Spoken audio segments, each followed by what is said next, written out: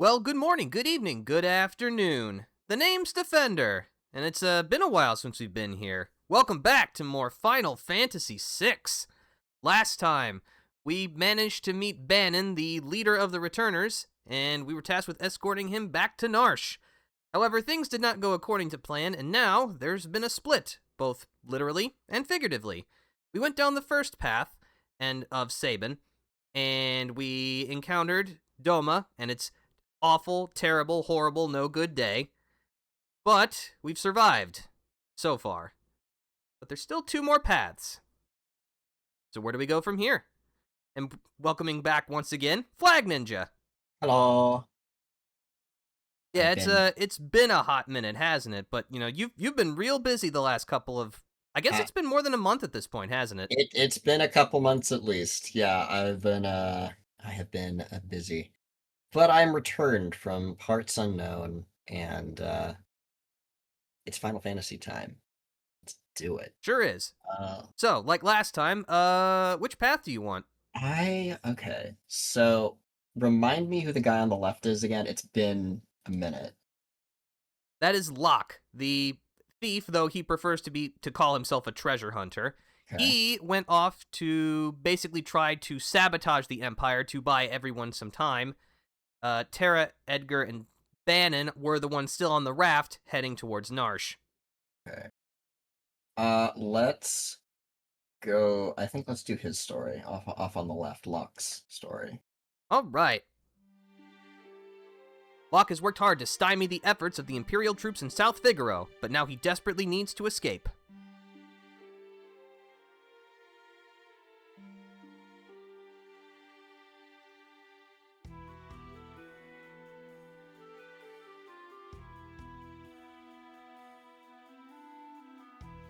Alright. So we're here in South Figaro, but the Empire's looking for us, so we need to kind of stealth our way out of this.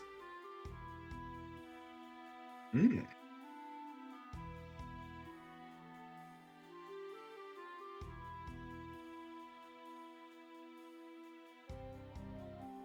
We got a save point here, so let's go ahead and make use of that.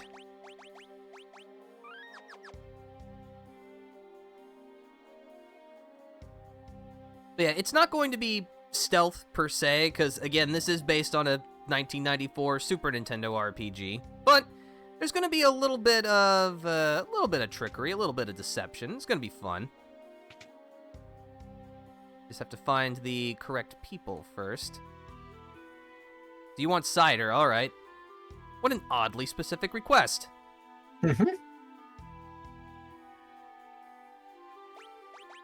Make sure my equipment is good. Yeah, that should be fine.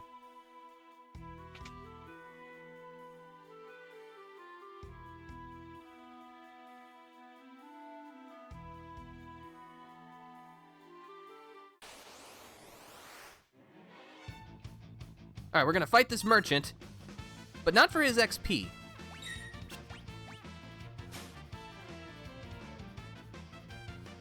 Ooh. Stole his clothes, too. Oh, that's funny.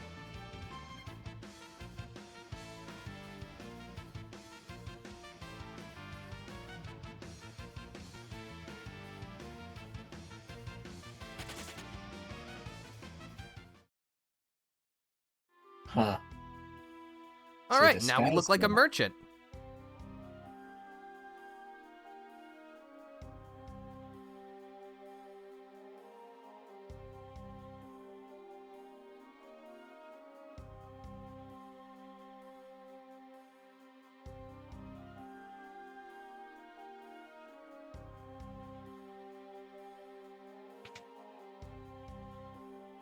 See, nope, not this house.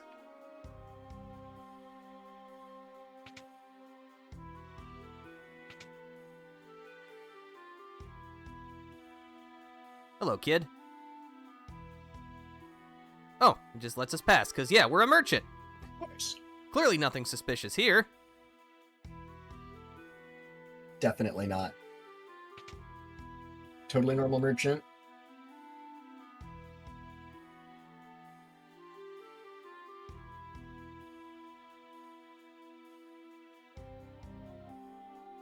That's not the way to go.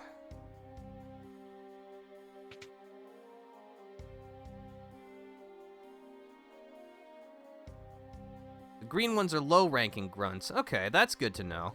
That is good to know.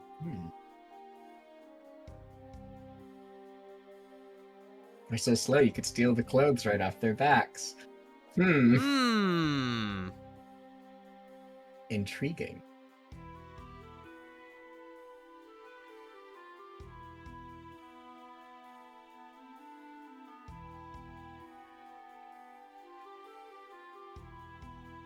Oh, hey!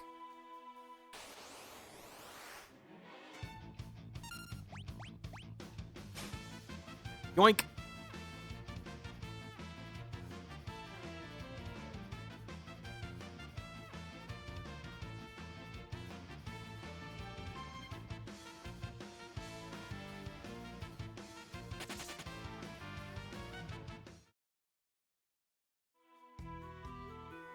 Alright, now we look like a grunt.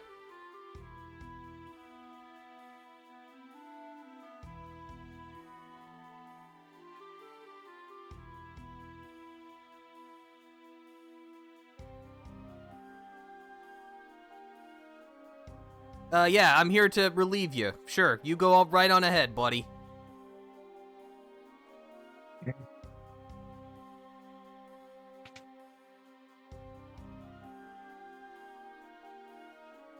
This bar's crawling with troops.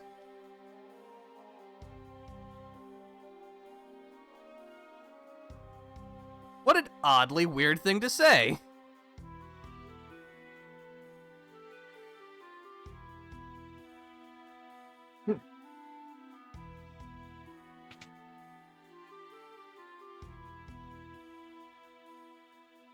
No, that's fine. I'm here on, business.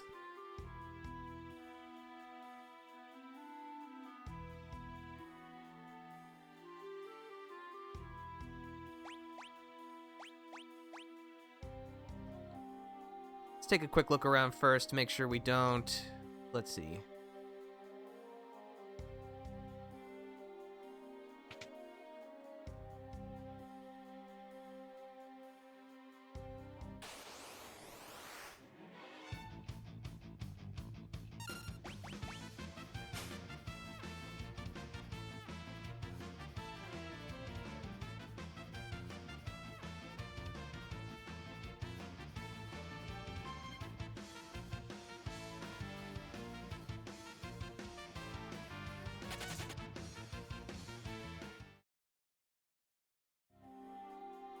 Re-merchanted.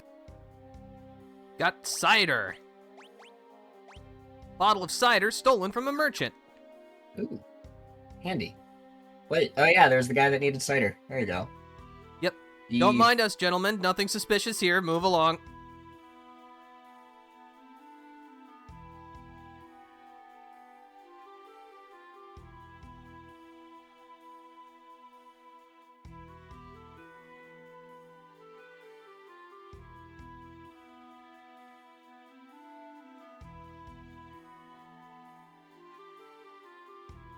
Here's your drink, old man. Tunnel from here to the mansion on the north end of town. Oh, you're real helpful, but I guess we know that now at least. The password is, well, it's kind of easy to guess what it is, but it is courage. Yeah.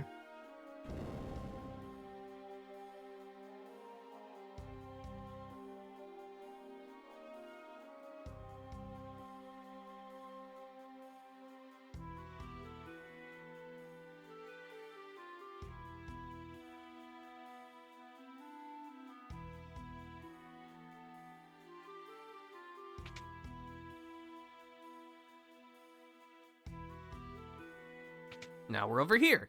Mm.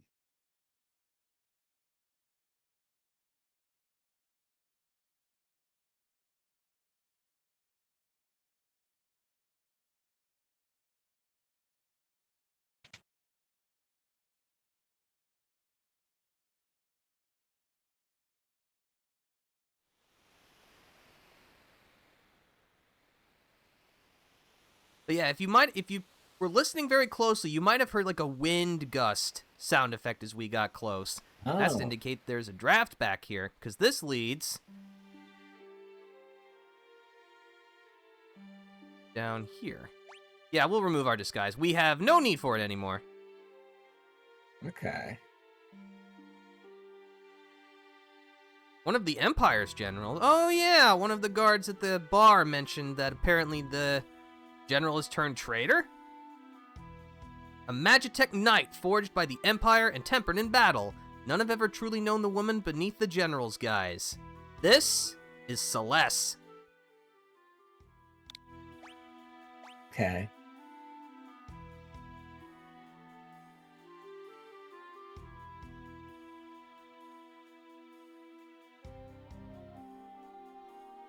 Oh, we already know about that.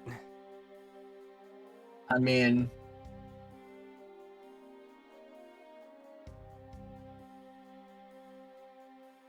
Stand guard for days without sleep, huh? Alright. good.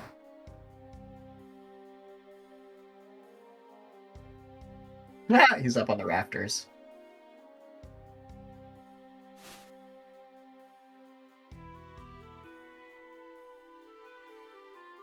Well, that was fast. Ha! We're the rescue party.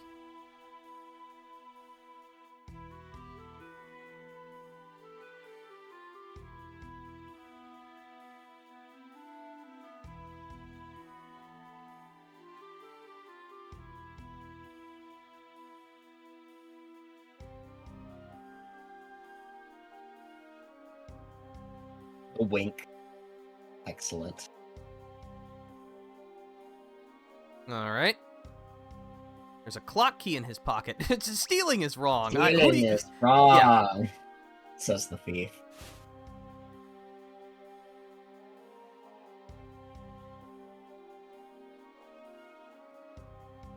Alright, let's go before he actually wakes up.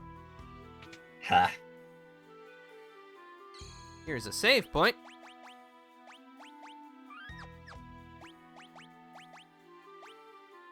So yeah, Celeste is a rune knight, and as you can see by her MP, she already knows magic because, well, she is a Magitech general. So is it actual magic or is it like Magitech? Because like I thought having magic was like a huge deal. It's kind of complicated. For right now, it's safe to assume that Celeste has genuine magic. That's interesting.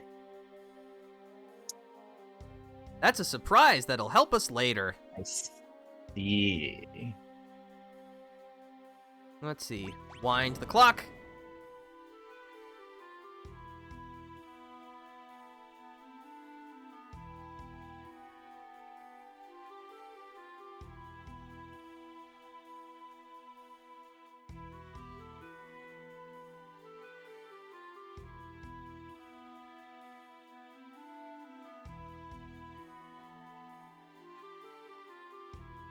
I think I messed up the thing here. Maybe it's supposed to be back out here.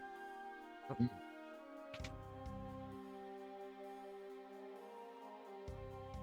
There's a lot of stuff around here. Yep.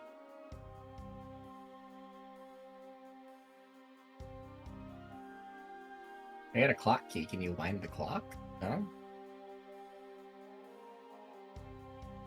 Oh, I think it moved this drawer, but it wasn't, like, properly communicated, so we can go through here. Ah. Now we're here with secret passages. Got iron armor. A suit of heavy iron armor. Let's see here. Celeste, you take this. And this.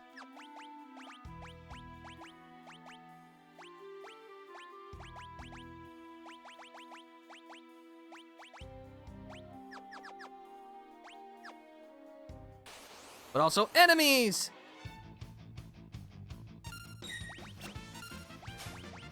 Yee.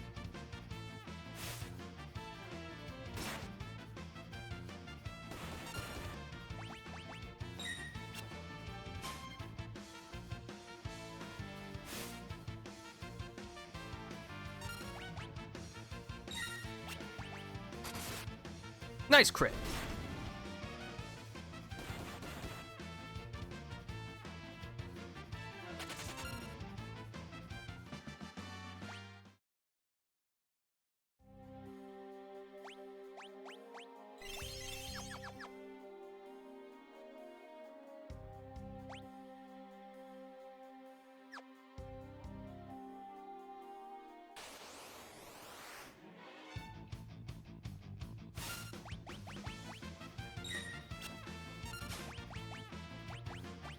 You know what? You get the Blizzard treatment.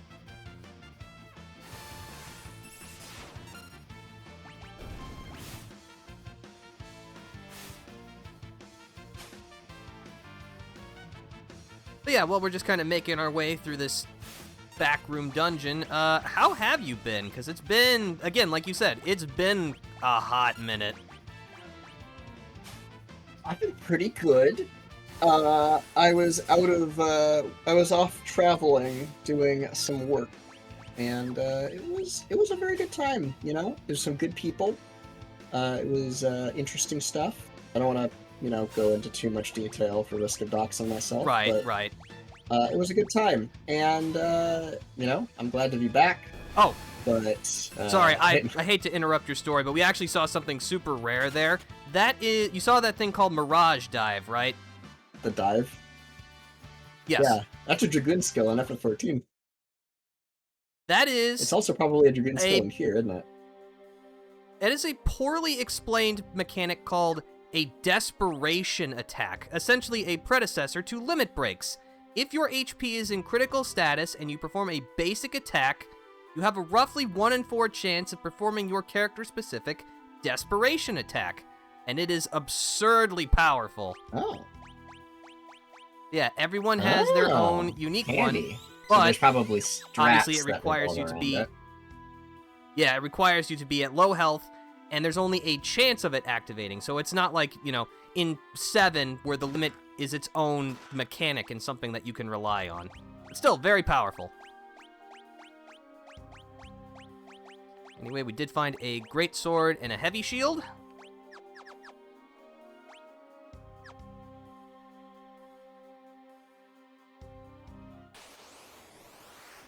Okay, sorry, random gameplay mechanic explanation over.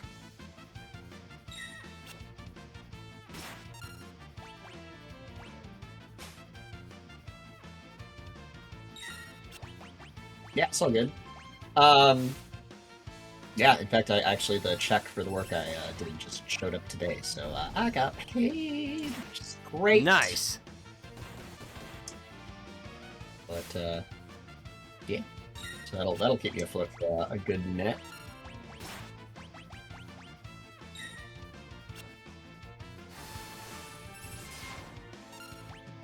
But yeah, I mean that's all I've really been up to. I mean, other than that, just been chilling, playing TTRPGs, playing board games, enjoying. Sounds pretty good to me. The time I have left before I start working full time. But I still don't have a start date on the full-time job, unfortunately, but, the wheels of bureaucracy turn slowly.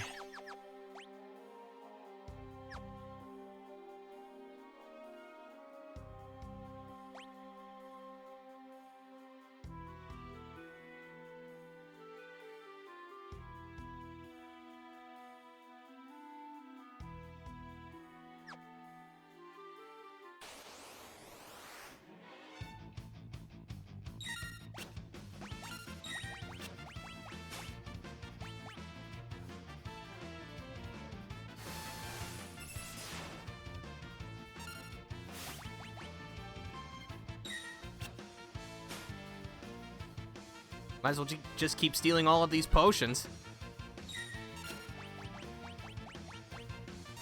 Yoink. It's free potion.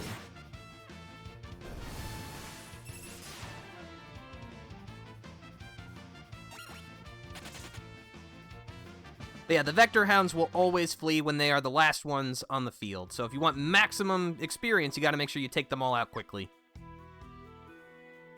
Okay.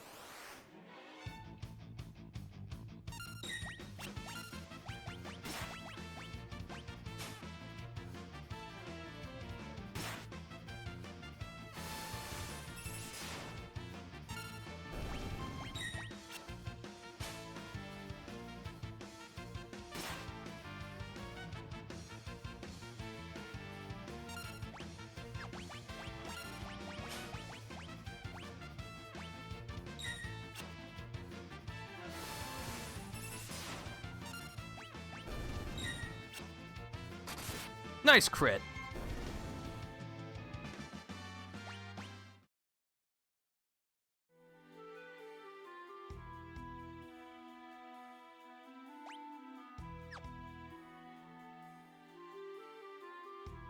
Obtained an X potion.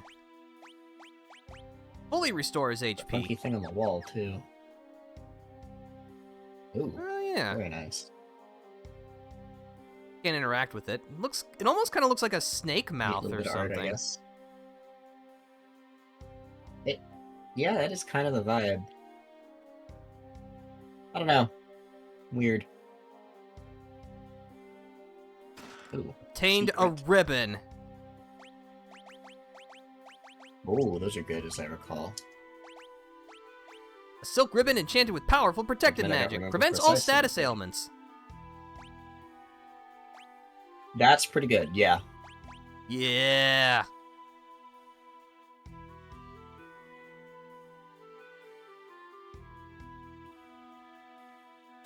Obtained a high ether.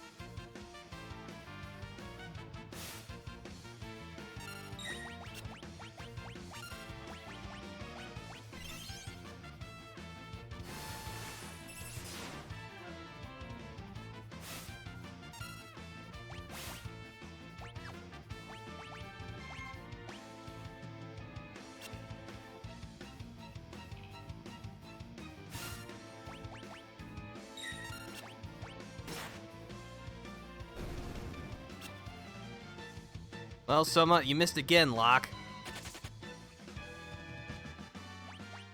Alright. Let's see.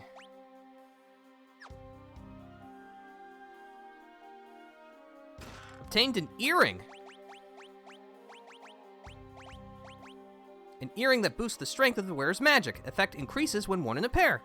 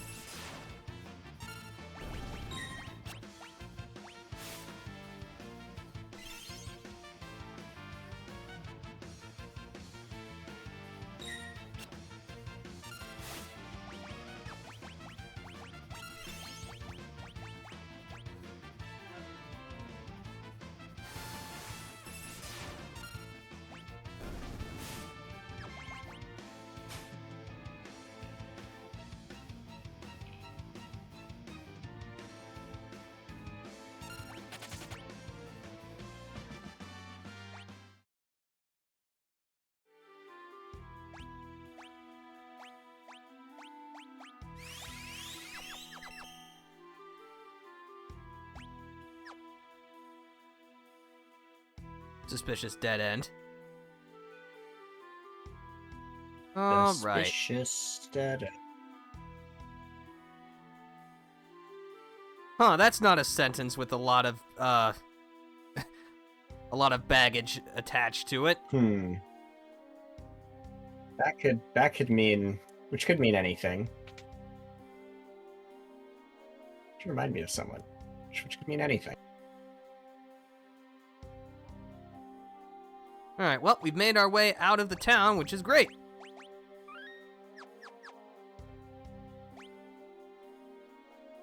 Do we need to make our way back to the South Figaro Cave? Thankfully, we have the little hut over here we can still rest in.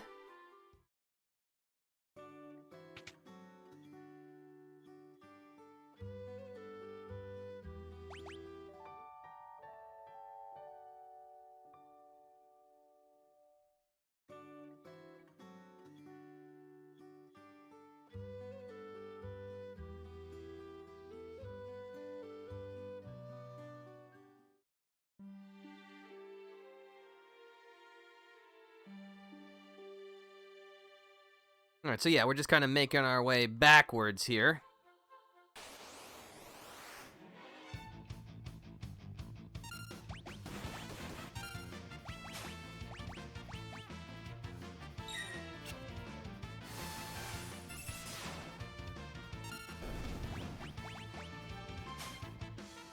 I stole eye drops. Oh. Alright, don't know Just why wondering. you have a prescription for those, but they're mine now.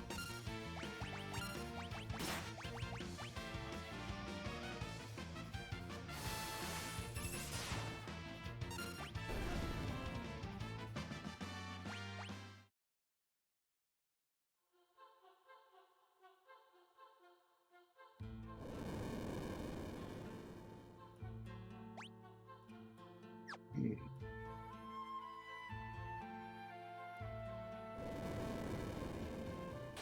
Yeah, I think you heard that scary noise too. Yeah. Don't know what that was, but concerning.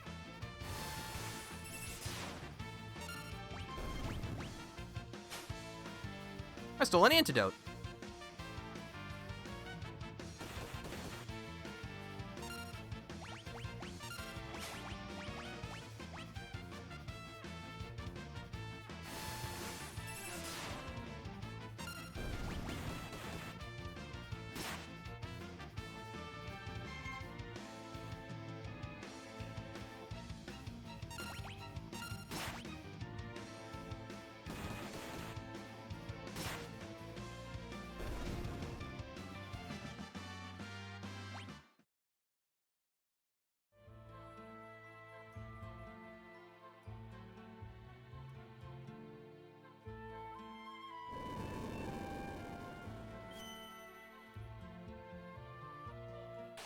Oh.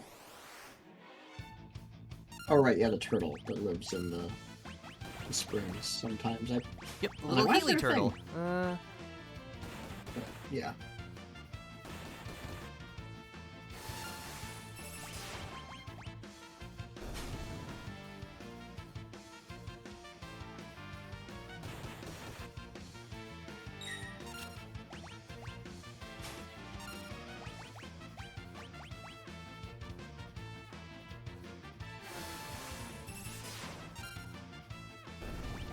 Alright, maybe third time's the charm for the steal?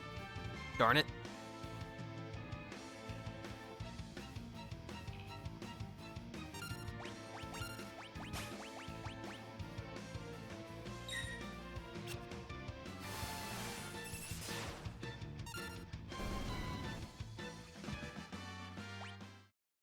Hmm.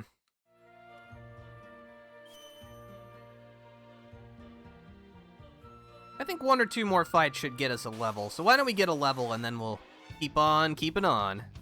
Excellent. I mean, we have infinite healing, we might as well put it to good use. Yeah?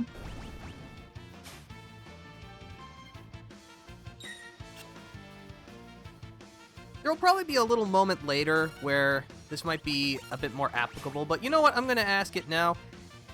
As a player of Final Fantasy XIV, what is your, stance on grinding? How do you feel about it? I'm fine with it. I mean, but that's just, I play MMORPGs, in particular that one, so, grinding is something I do. I'll admit, there's not a lot of grinding in FF14. You just do the story and you're fine, you know? Everything, I mean, if you're over-leveled, it doesn't actually help you, so there's no real incentive to go grinding. There are certain specific zones where grinding is a thing you need to do, but, they're optional side content stuff, and, there's enough interesting different things you can do with the combat in those zones that it's not terrible. I don't know. I'm fine with grinding. Not a problem. I like it better in MMOs than I do in JRPGs, though, because in JRPGs, you almost always are expending resources of some kind in a combat, and, you will eventually run out. So, moments where you Right. have unlimited resources such as near a healing fountain, are rare.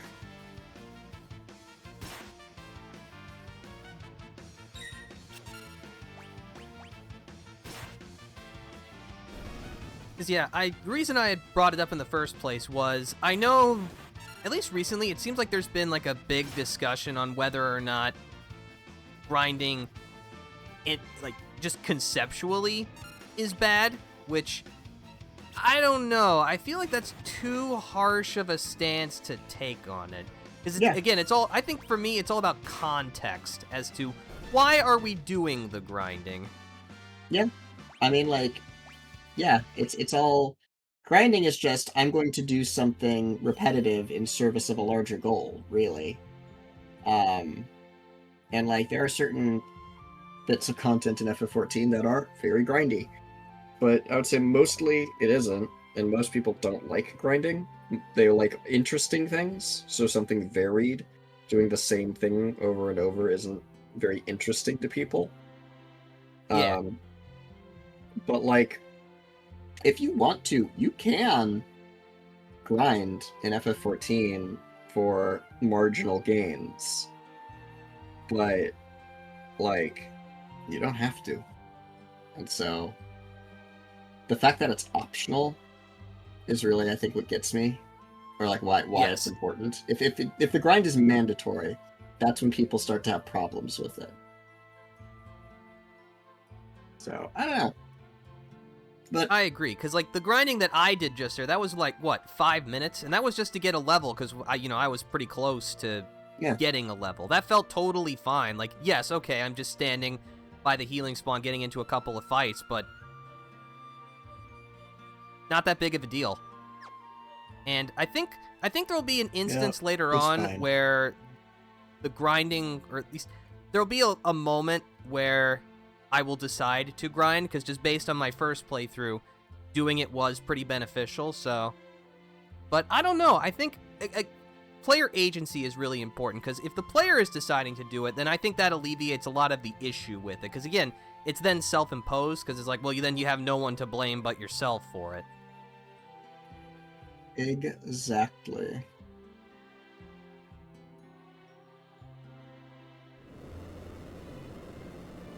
But anyway, this is what I was preparing for. This is the tunnel armor! Ooh, scary.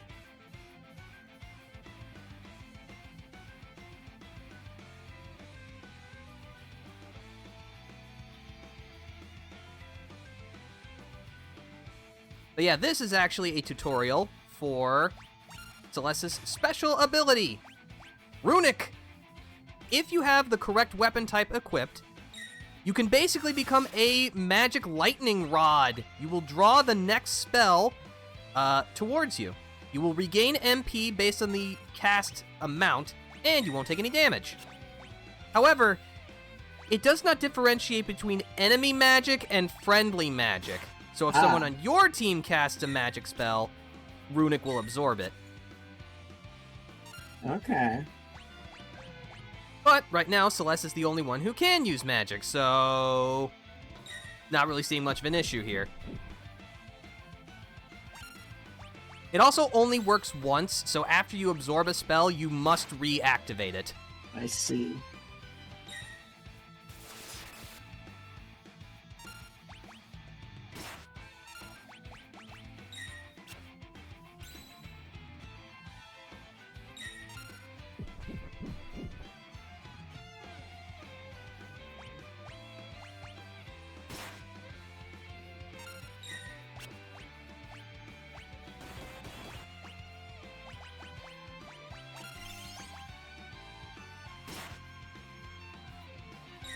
But yeah, unfortunately, there's not, like, a status that lists as, oh, you've got Runic up. You just kind of have to pay attention, which kind of stinks.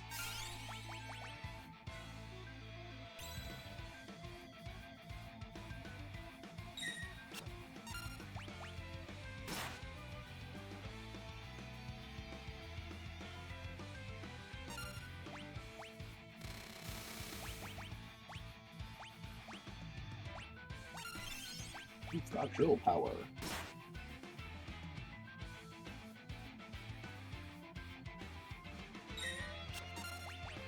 It's using decidedly fewer spells than I was expecting, and we win. Oh, good.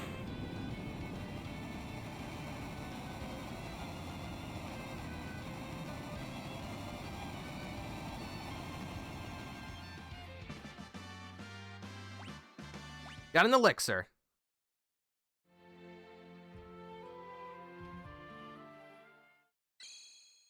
All right, and that was it for Locke's scenario. Decidedly much shorter than Sabin's scenario. All right. Now, I would ask you to make a choice, but there's no choice to be made here. Yep. There's only one scenario left. Full steam ahead. With the Empire's troops in hot pursuit, Bannon, Edgar, and Terra ride the rapids towards Narsh.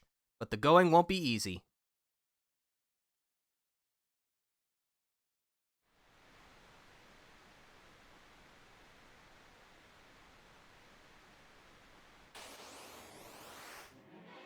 Yeah, we just gotta fight through some more enemies. No big deal.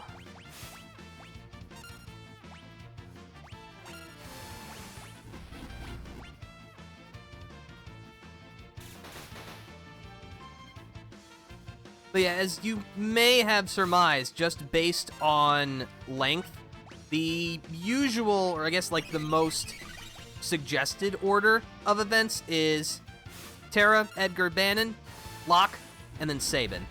Okay. So backwards.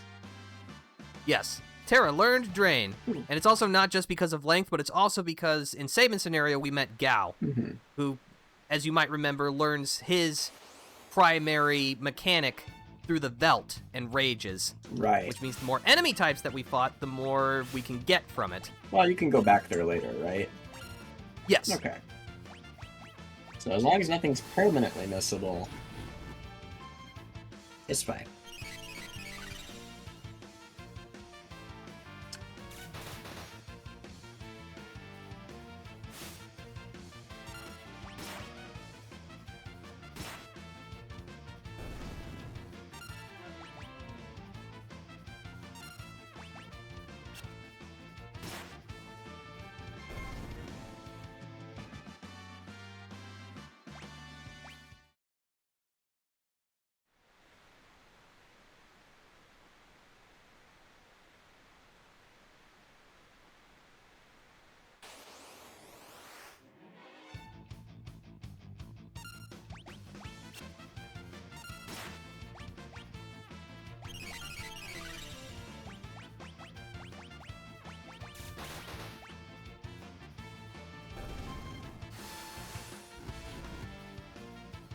But yeah, we defeated Ultros. None of these enemies will be much of a threat to us. Ultros, yeah. He's nasty, but Ultros is also kind of pushover, from my understanding.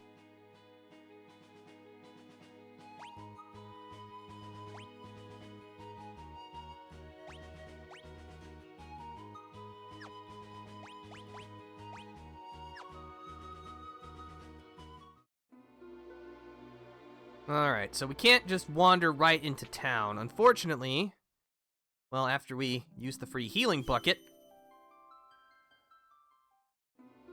we will also need to go backwards through the secret passage that Locke used last time. Ooh.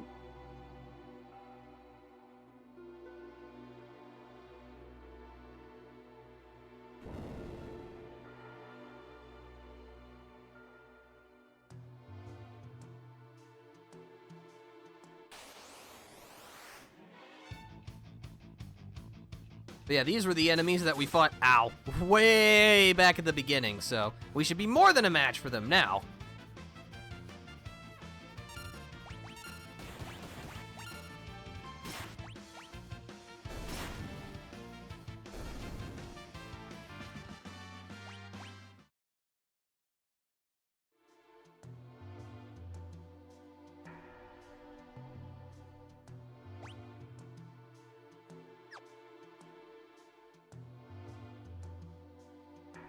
I have to say, when I was playing this game for the first time, which was via the Wii's Virtual Console version, which was just an emulation of the SNES original version of Final Fantasy VI, I thought like those hammer strikes that you heard in the music was like a deep sigh, like someone sighing, which, I don't know, just really added to the atmosphere of Narsh, because it's pretty bleak, all things considered.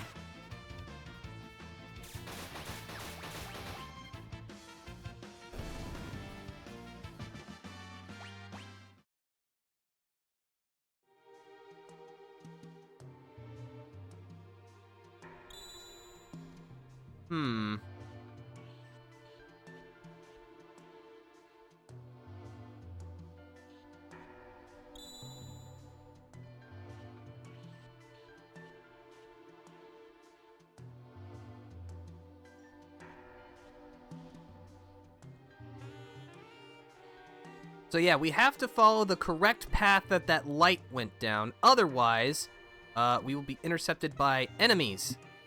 However, we will actually want to get into a fight with enemies because you had actually unintentionally alluded to something. There are some enemies that you can miss in your encounters as the story progresses, which means you will not get access to their rages or have the ability to access them later. Yeah, we love permanently missable stuff. Which, I mean, yeah.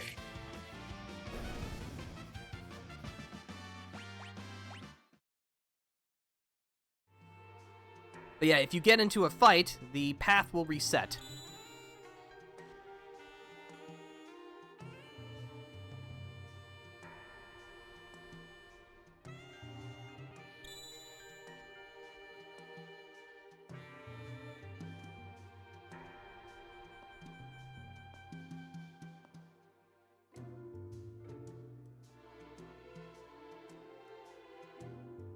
Alright.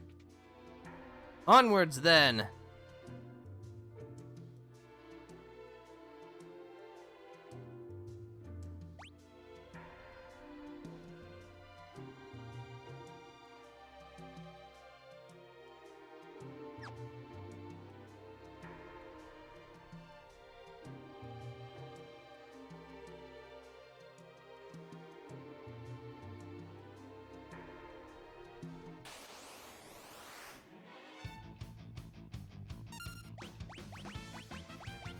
Definitely some pretty globby-looking enemies around here.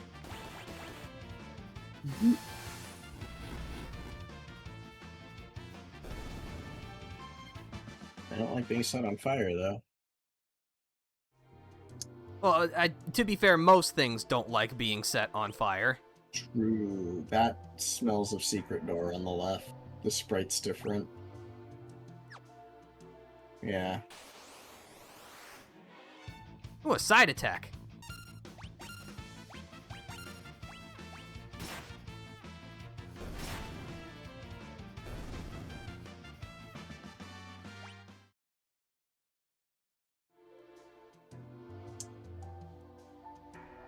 Yeah, it doesn't line up with the rest of the wall. And there's a border on it. Yeah. We're gonna have to go through there later, I'm sure.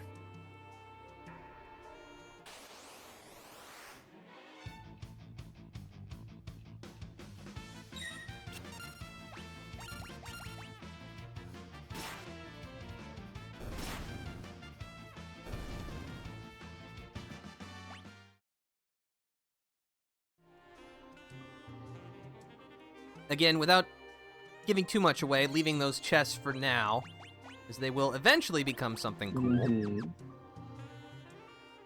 Okay.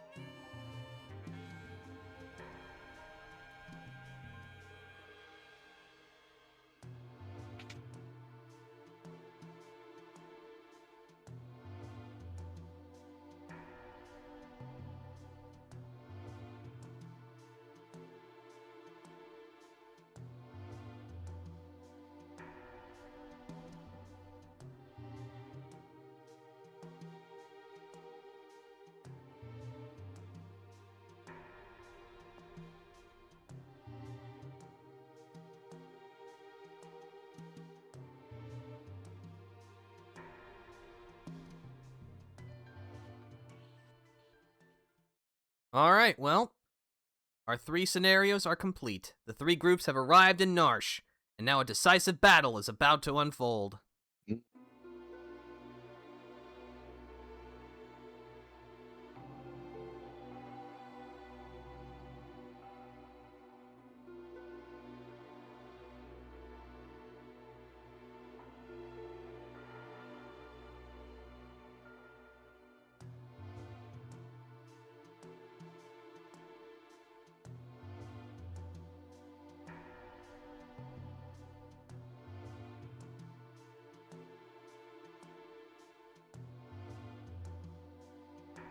Oh, buddy, do I have some bad news for you.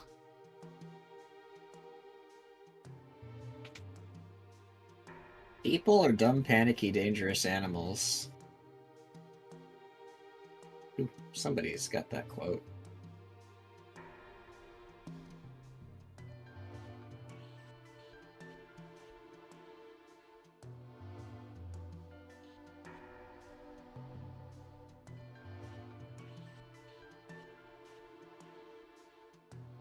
Are you sure about that?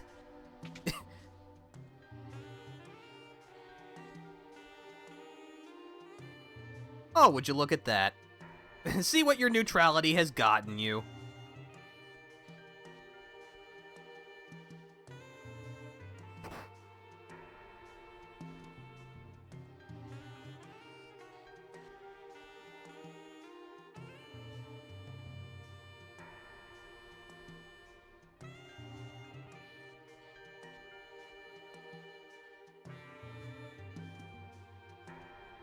Well, Edgar seems to know something. Interesting.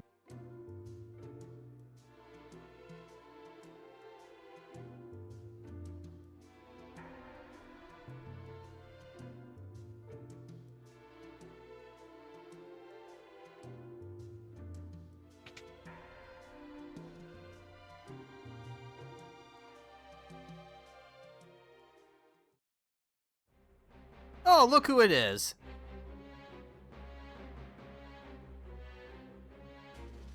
Oh boy.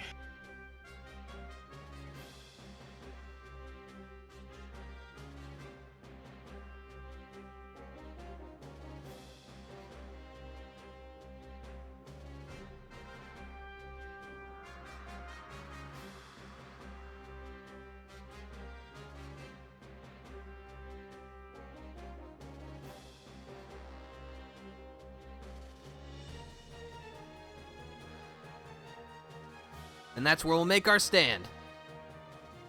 There's that Esper. Hey, that's what I moving said. on. Stop stealing my line, Edgar.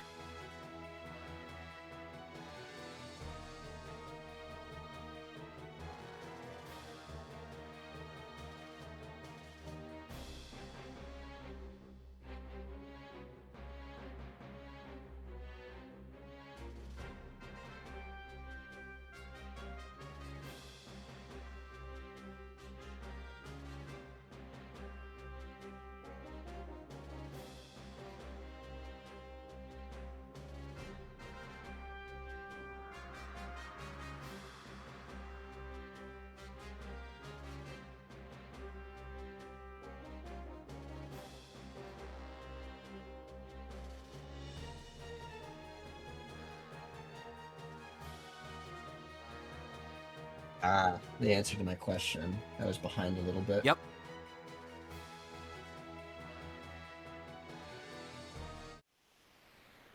Certainly a motley crew we have here, but this is it.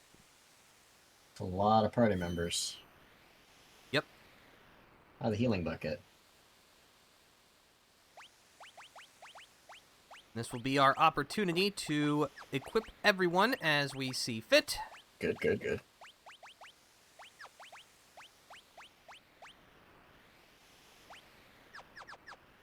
Just talk to who you want to become party lead so that you can change their stuff. There you go. He's Let's...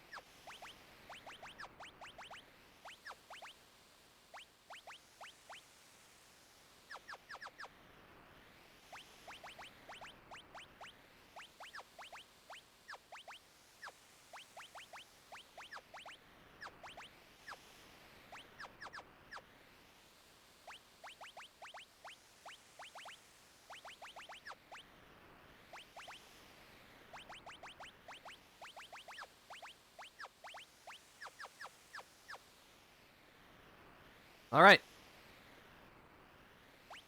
We good? I think we're as ready as we're ever gonna be.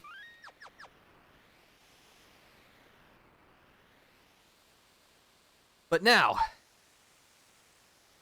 it's time for kind of a remix of something that we've seen before, but also something brand new. Mm. Are you ready? Yes.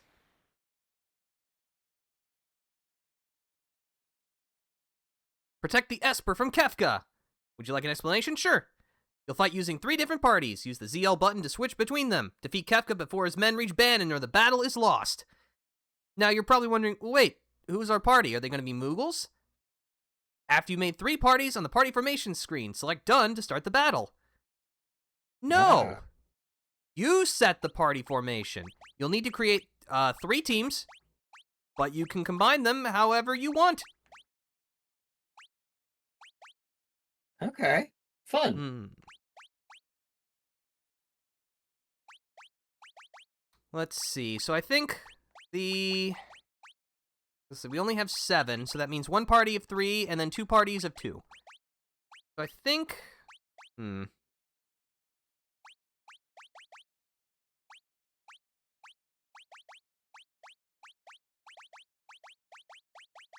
I think this 3 will be our main group.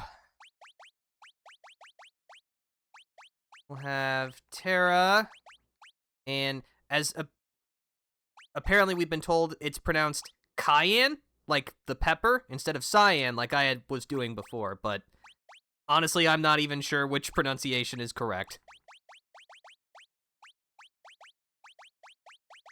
Or And Locke and Kyan. Sabin. Ah.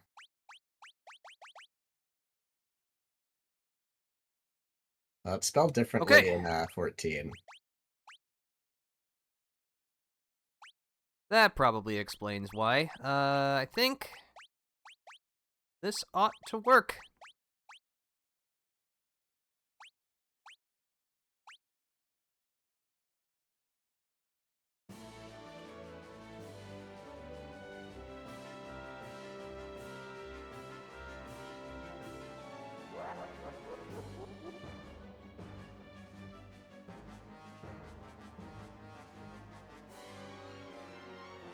Bring it on! Oh, that's a dead end. We don't want that. Oops. You can go here. You can go over here.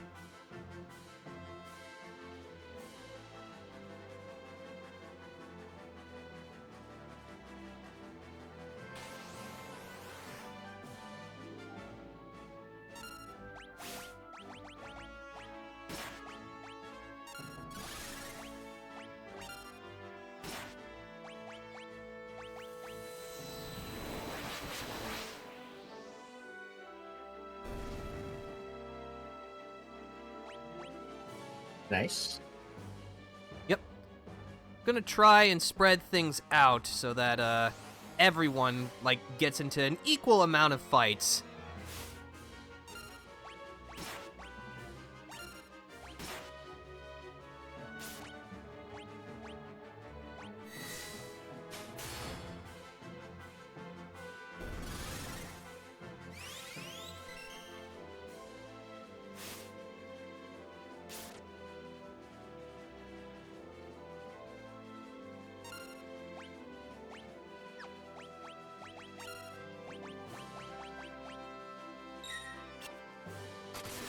Ho ho!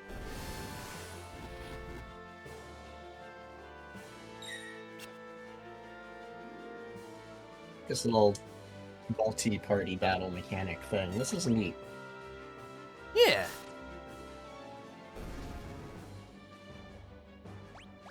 And it actually marks the first time in the series that we've been able to choose who goes in our party at each moment, because, up until then, all of our party choices were made for us, or we only chose, the classes and the jobs that they had.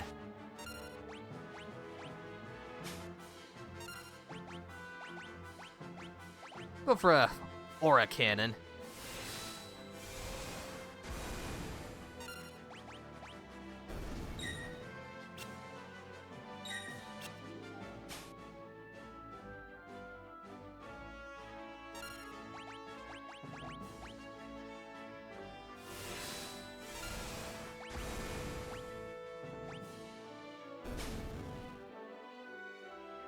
I would like it if you could steal something, Locke. I mean, you are a thief... Sorry, treasure hunter.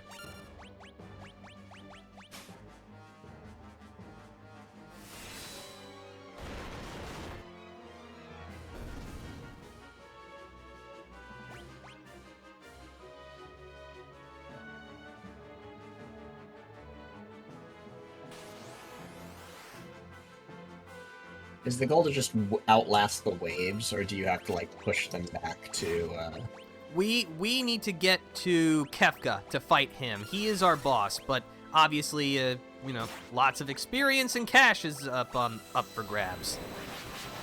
But there is a finite amount of enemies here, so once we kick all of their butts, then we can take care of Kefka.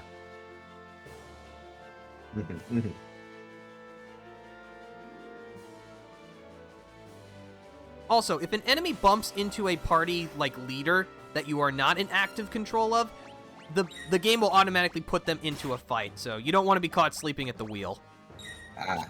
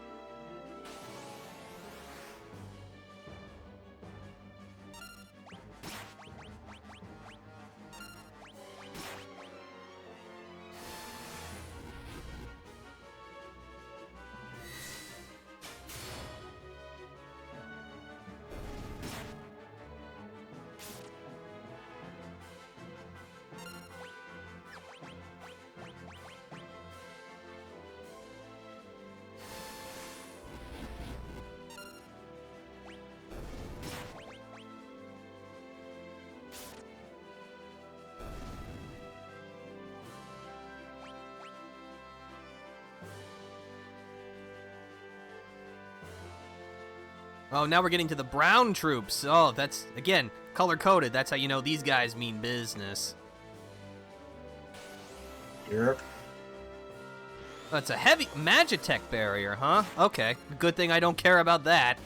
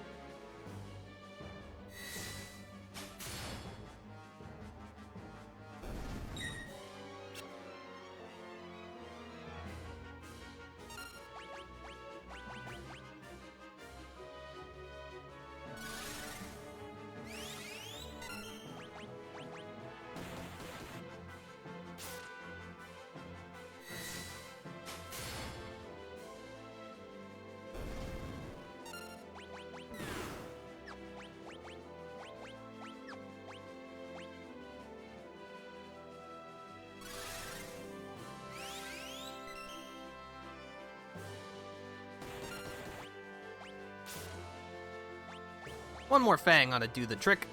Nice.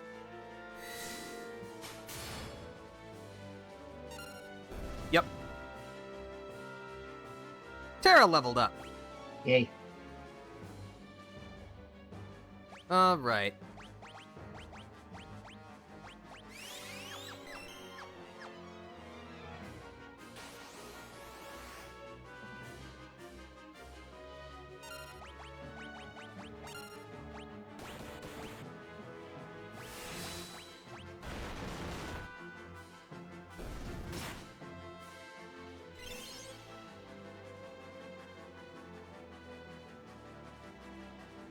You know what, Corporal? You get the meteor strike treatment.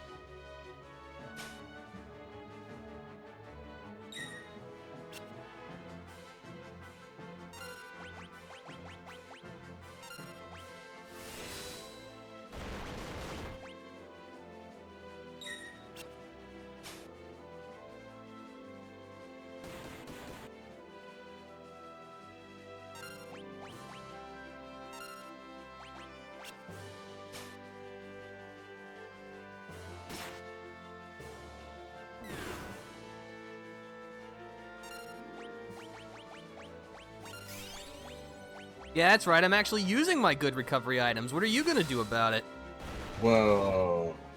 Are you allowed to do that? Why, yes, I am. I don't know. That seems illegal. Oh no! Wherever will I get more? What if you need those for the final boss? You don't know. I'll need high potions for the final boss. If I'm reduced to using only high potions during the final boss, something has gone horribly, horribly wrong.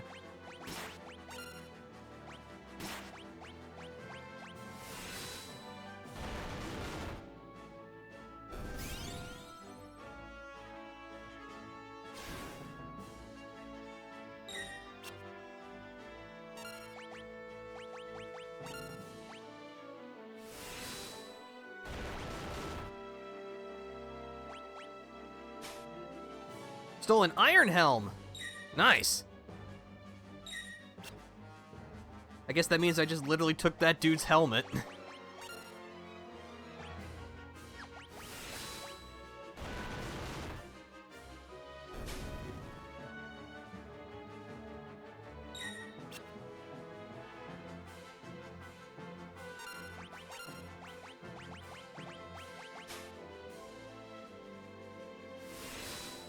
Up you go!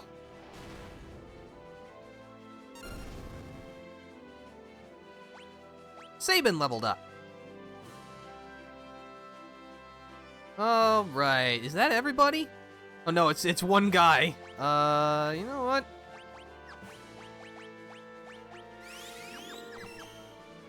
I think we take this guy. Oh, Hell's Rider. Okay, alright. You looking kind of mighty there.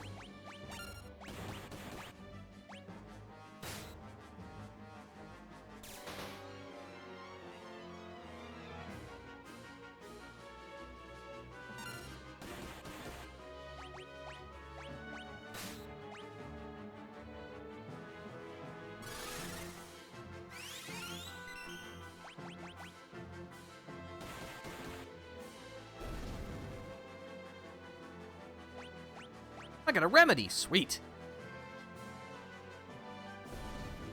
Alright, now, if there's anyone slip by, just make sure my stats are full. They're full enough. Okay. Hello, Kefka.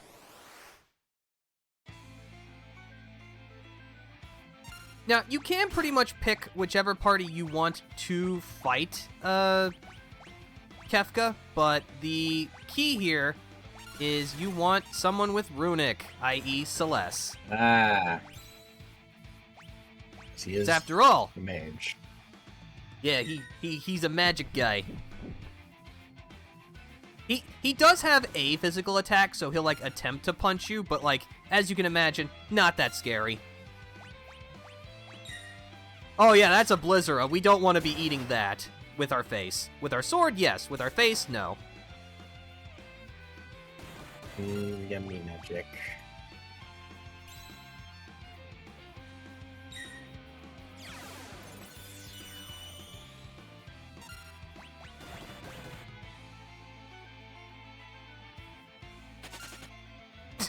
Don't think you won. Runs away. Doesn't even give you any XP, bastard. Nope, Horrible but I did man. get the peace ring, which is kind of ironic considering he dropped that. Yeah, whatever, Chuckles.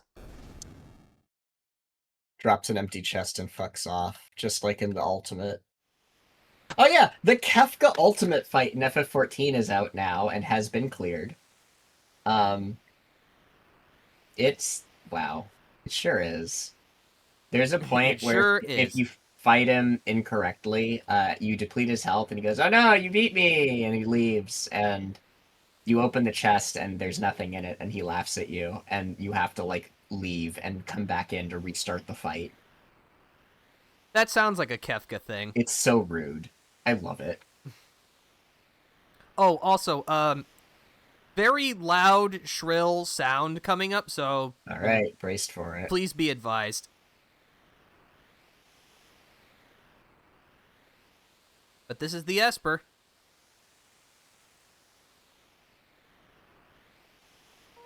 It's a bird. It's a plane.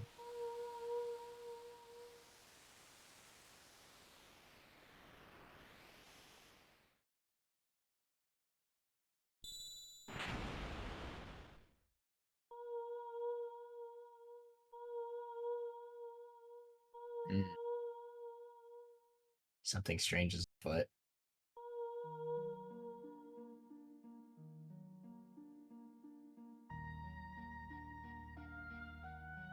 Just like before.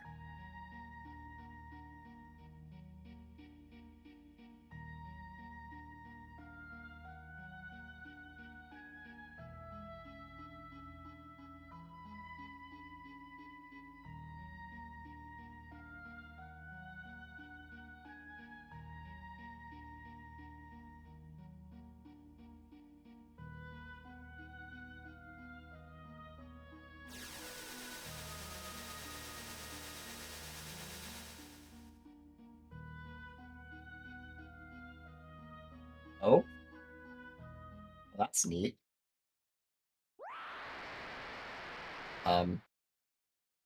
What? She went Super Saiyan. What happened? That's weird and scary.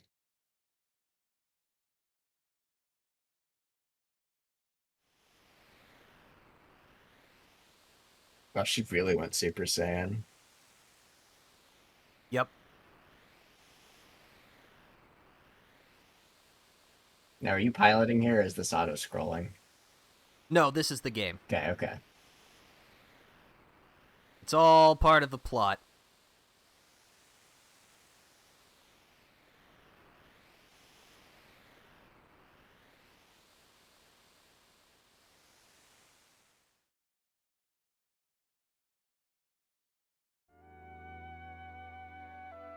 A short time later...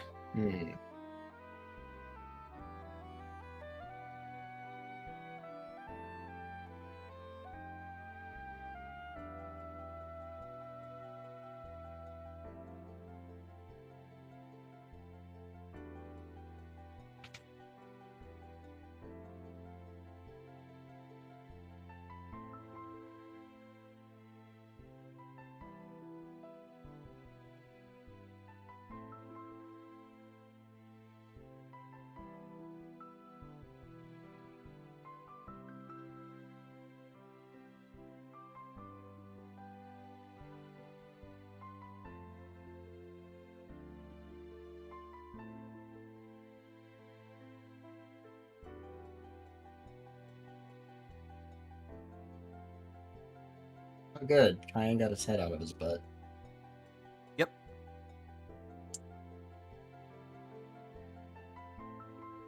Alright, but got a choice. 2 party members will stay behind to protect the Esper and Bannon. You can pick the other 4 that you want. I think we're gonna go with this. Locke, Edgar, Sabin, Sellers.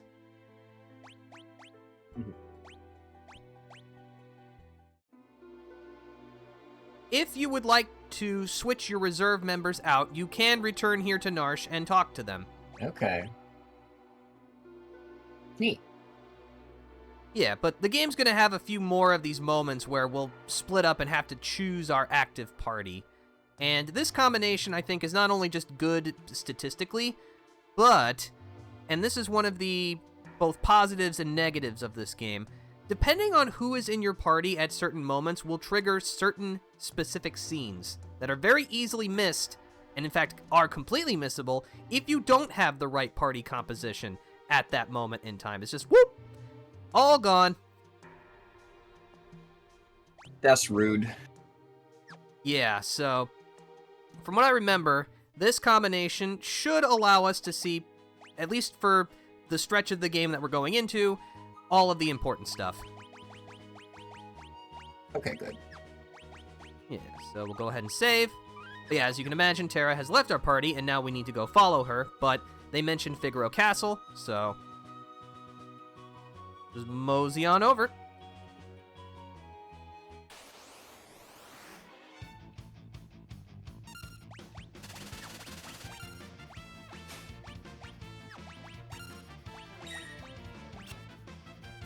Oh, the Electron.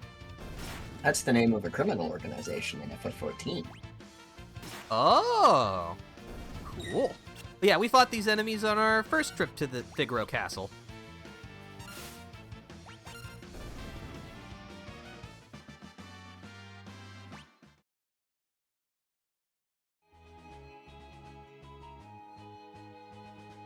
Actually, I should, if I remember correctly, there is actually some stuff that changes in Narsh. We should not overlook that. Let's see.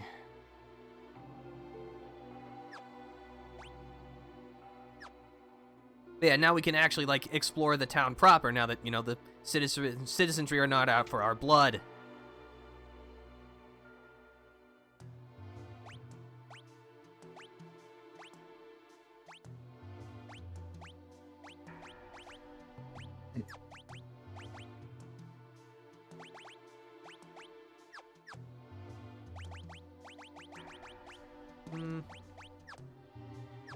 I'll hold on to my money. Locke's not really much of a fighter guy anyway.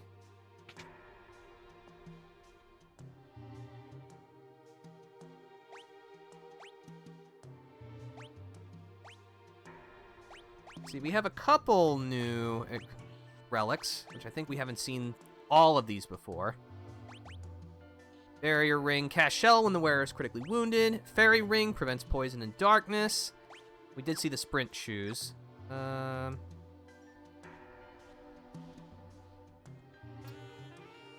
buy a sprint shoes. They'll come in handy later.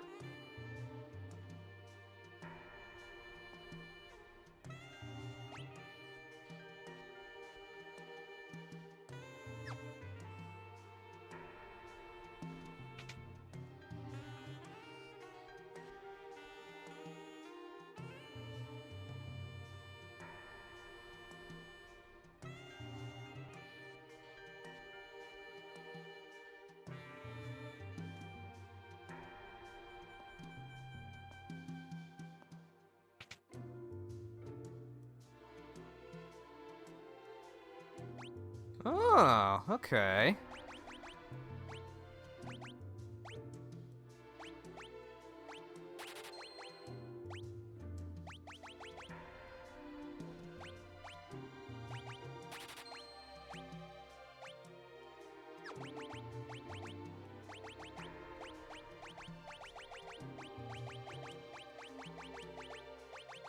Never can be too safe.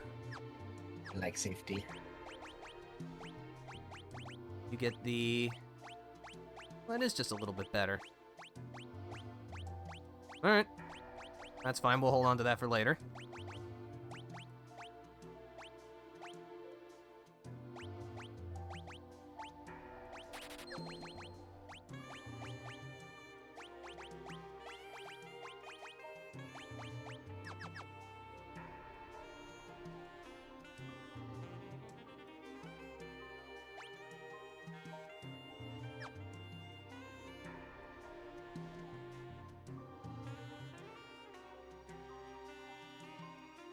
Excuse me?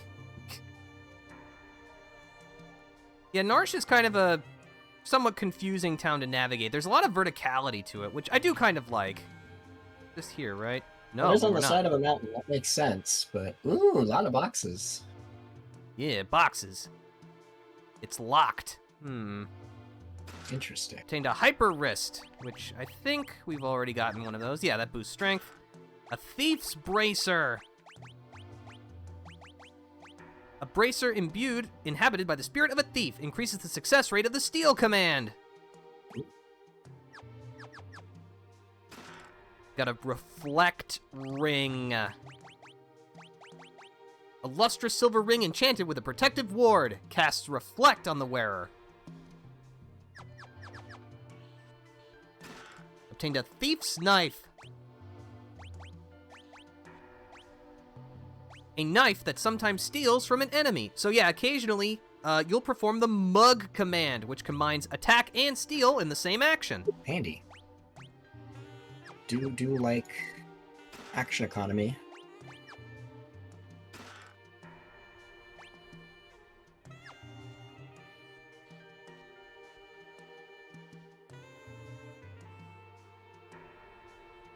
Alright, but that should do it.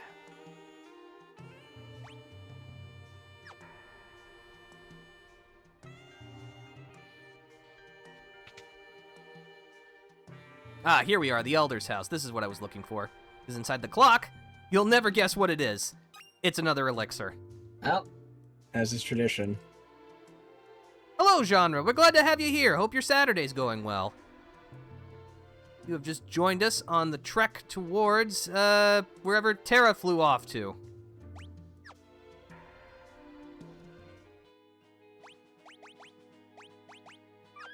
Alright, now we can head off.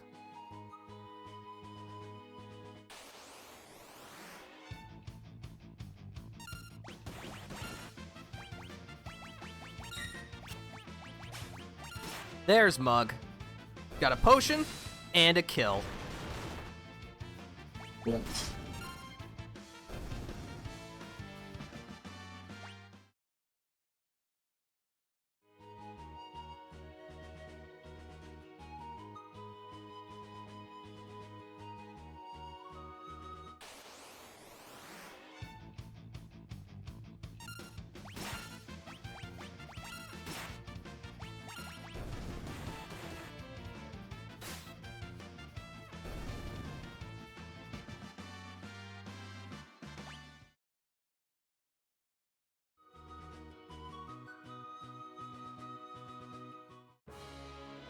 Alright, back to Figaro Castle.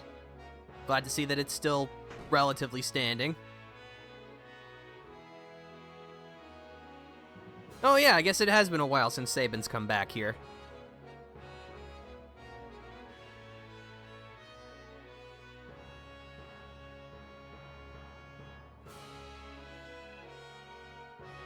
Toward the mountains in the west.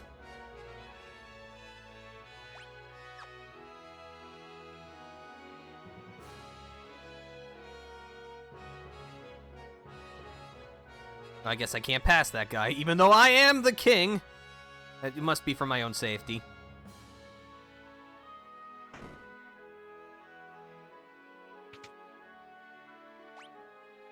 Nah, I'm feeling fine.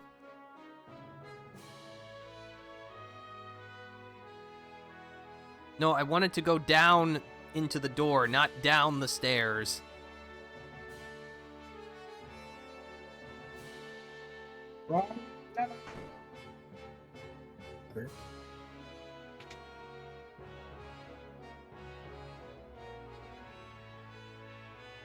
Ah, but we have some new tools available.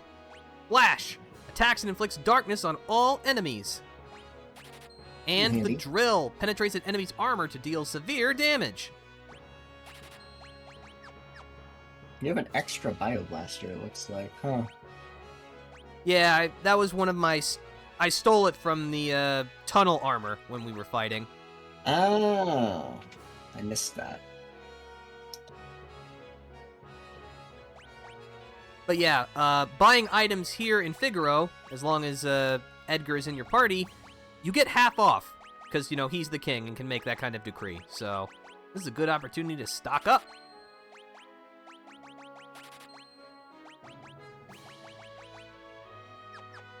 That's probably okay.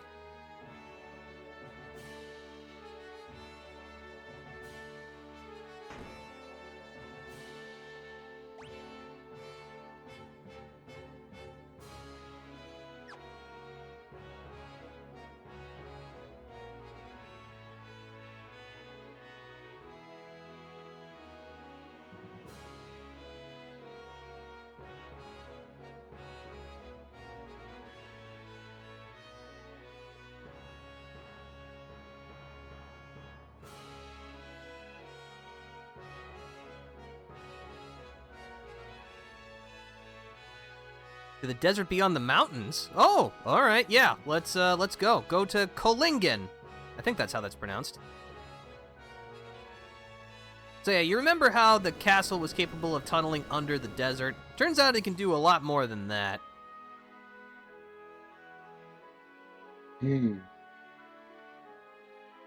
Wow.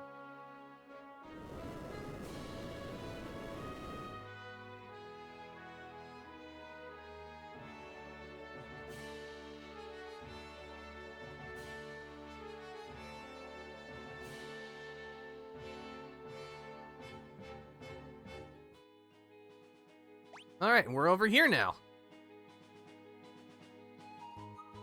Stop by over here.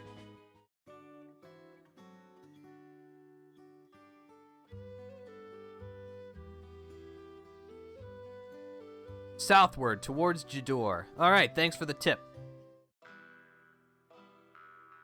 Oh, hey, it's Shadow. So if you have an empty party slot, you can actually recruit him for 3,000 gil, but he operates under the same property of he might just leave you after a fight. So it's probably just better to have a full party of 4 at this point. Huh.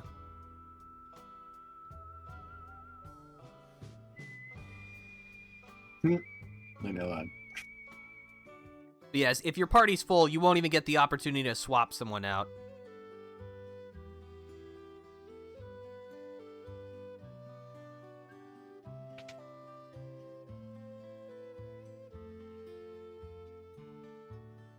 Oh, the Jador has an opera house. Okay.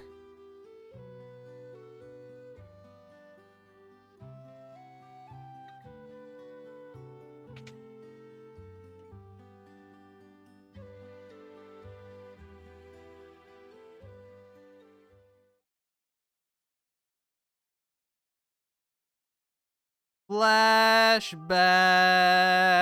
Woo, Wiggly.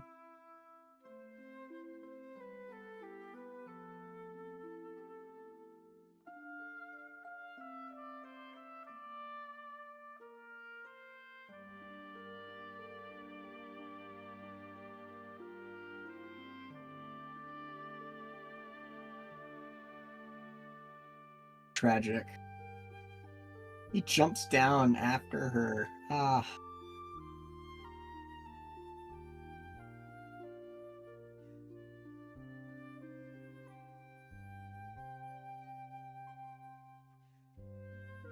Oh, classic head bunk amnesia.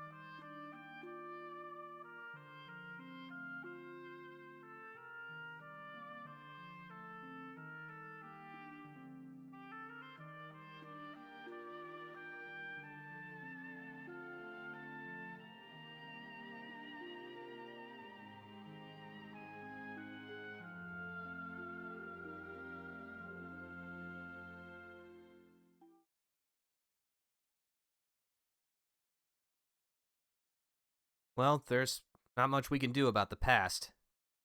But we can change the future. Yep. That's what we need to do. That's what we will do. So that this kind of thing never happens again.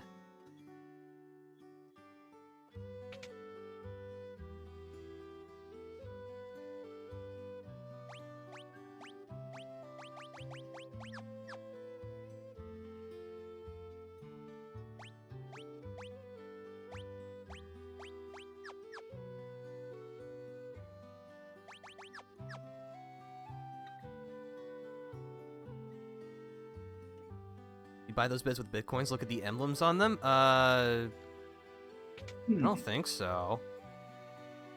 Although now that you mention it, that is exactly what they look like. What the hell? Yeah, I was looking at the goes, it looks like the Bitcoin symbol, but it couldn't be.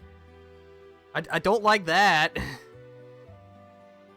All right, that not sure how to feel about that.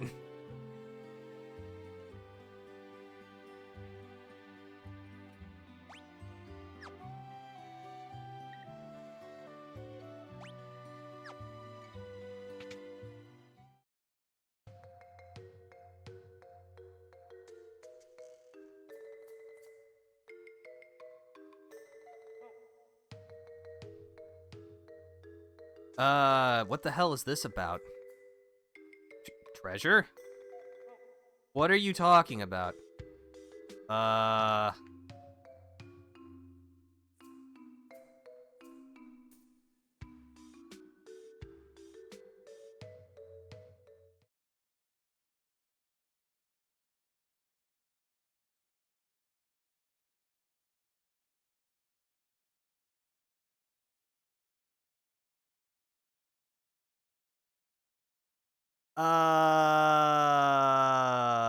That's fucked up.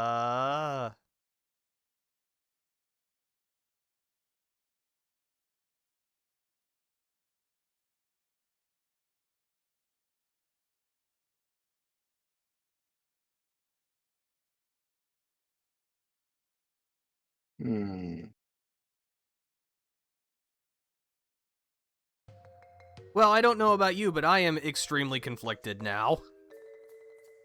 Locke is... interesting. Yeah, he's got a lot of problems.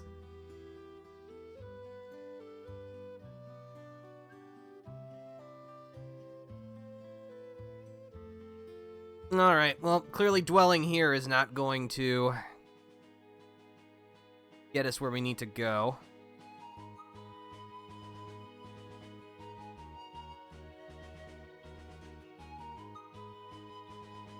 Looks like there's a little, like, thing up to the north. Why don't we go there first? Now, let's try out this flash, shall we?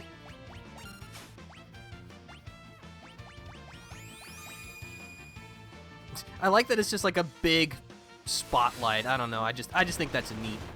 I like Final Fantasy VI's interpretation of technology because it's very clearly, technological, but it's still infused with like a, I don't know, magical sensibility, if that makes sense. Yeah.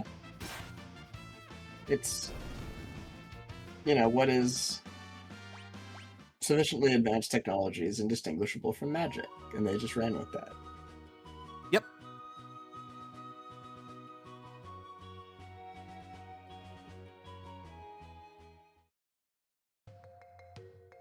Dragon's Neck Cabin.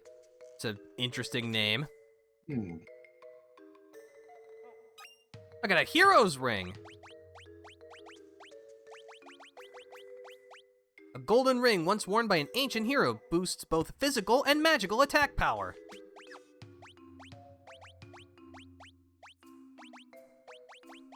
Unfortunately, we don't really have someone who's good at that, but that's okay. We can hold on to it for later.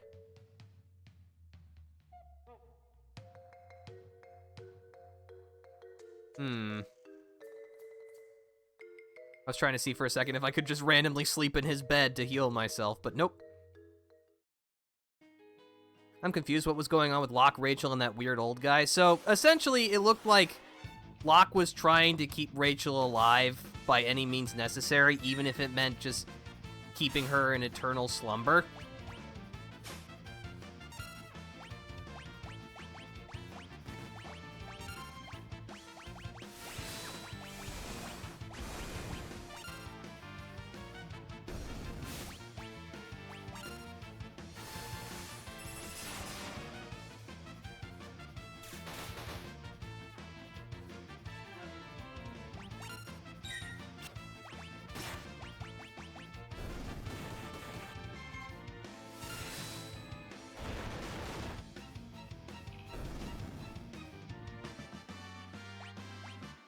I got a Phoenix down. Excellent. We can always use more of those. Oh, actually, you know what? There's a dot here on the map for a good reason. There's a chocobo stable here. Orc, que, and other such noises. Sure, I'll pay.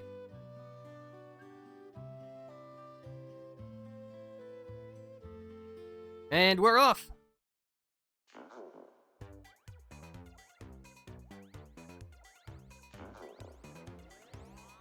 Oh, this is a weird chocobo.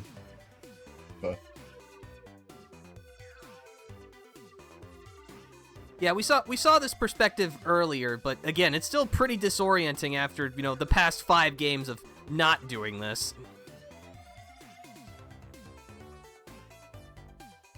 But Square was trying to make the most of that Mode 7 technology. Woo! Me?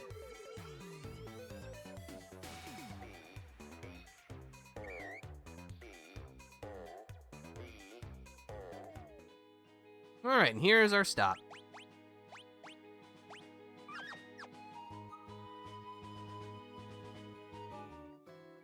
Welcome to Jador.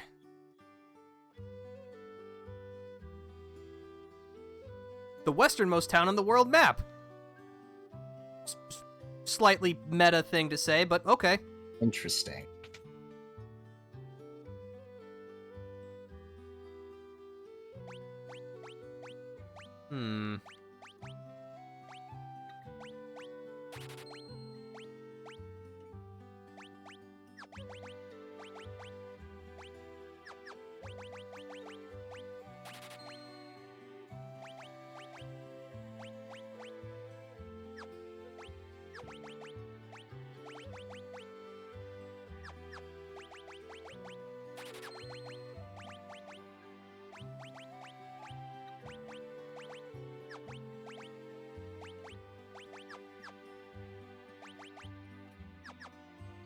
All right.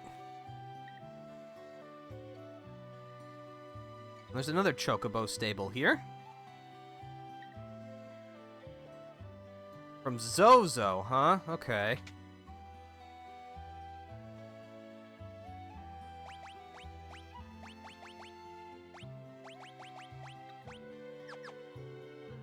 I need to save a little bit of cash. I think we got a good supply of items, but let's see. I don't think there's anything cool at this weapon shop. Oh, no, there is.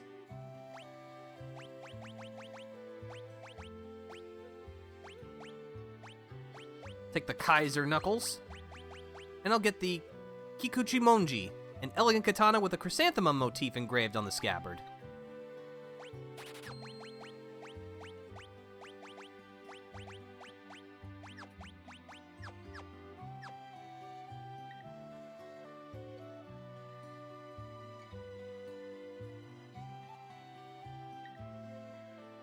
Alright. Kind of a dickish way of saying that, but whatever.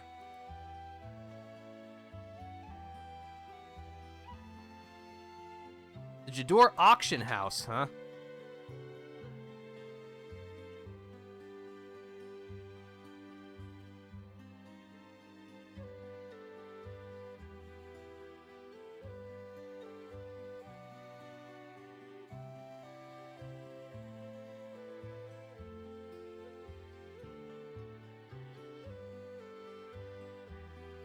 So yeah, as you can guess, Jador is full of all the rich snobs. Ah.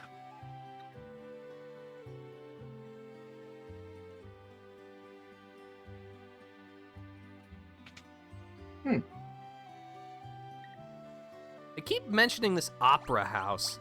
I'm sure it'll be important later. After all, everyone can do with a little bit of culture in their lives. It's important. Gotta be well-rounded. Yeah.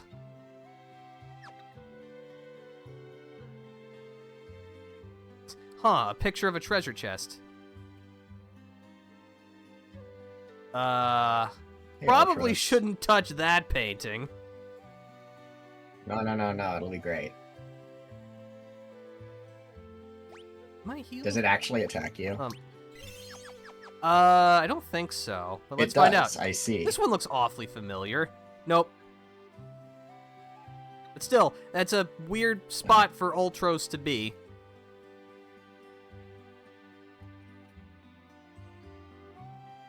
Famous opera singer, okay.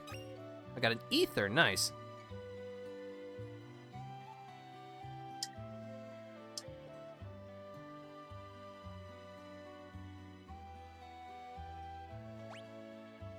I guess I better heal up.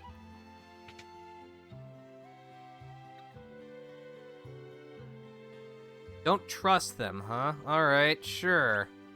But should I trust what you have to say?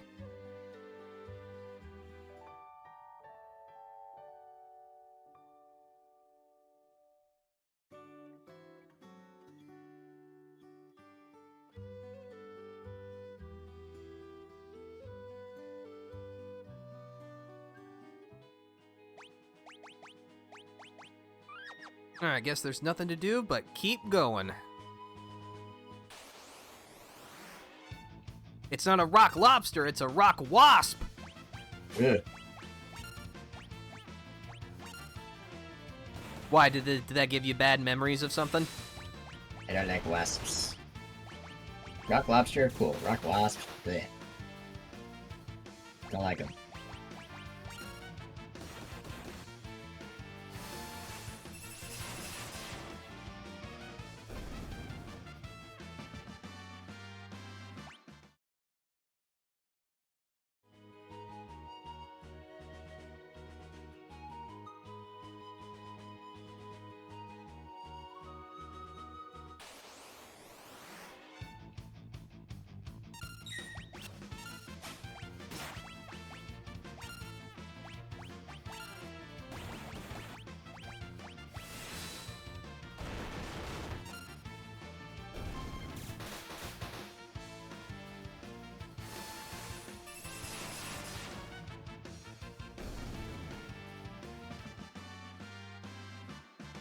Edgar leveled up.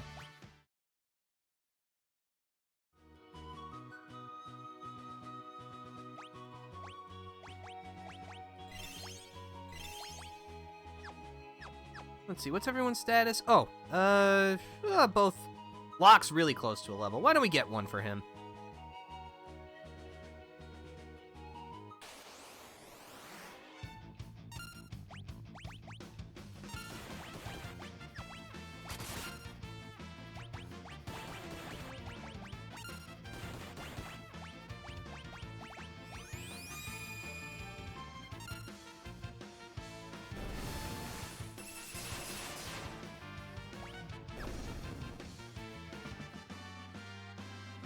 Locke leveled up.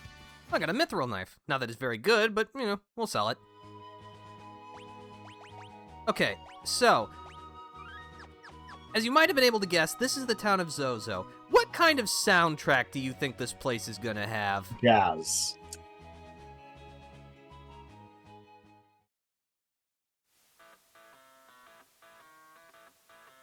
It's, definitely got a much different vibe than any other place we've been to.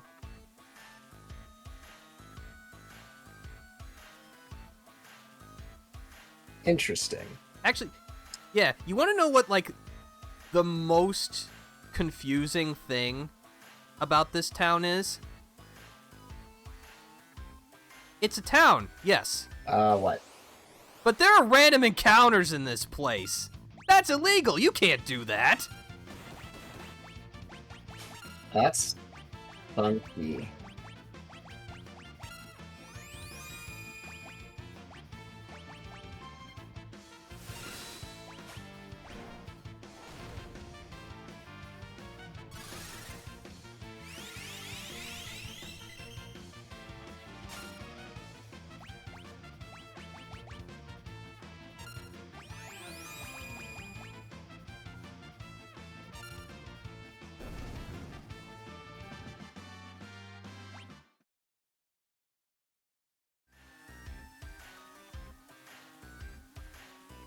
Zozo? Never heard of it. So, yeah, as that guy at the inn at Jidor was saying, the townspeople do lie around here. So, whatever Okay. they say, you'll want to heed the opposite. Oh, yeah, also, there are just, like, people who are either dead or passed out in the street. I see. This is not a great place. No, not at all.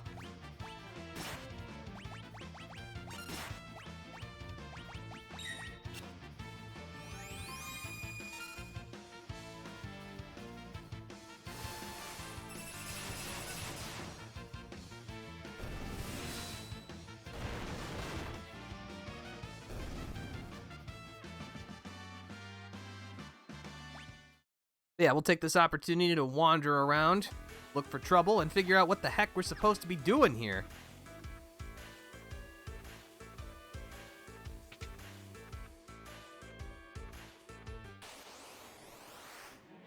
Oh, what? Did you think that we were not going to get encounters just because we went into a building? Oh, you fool! Well, you just tried to steal from me. What? Wow, rude. That's also illegal. You can't do that.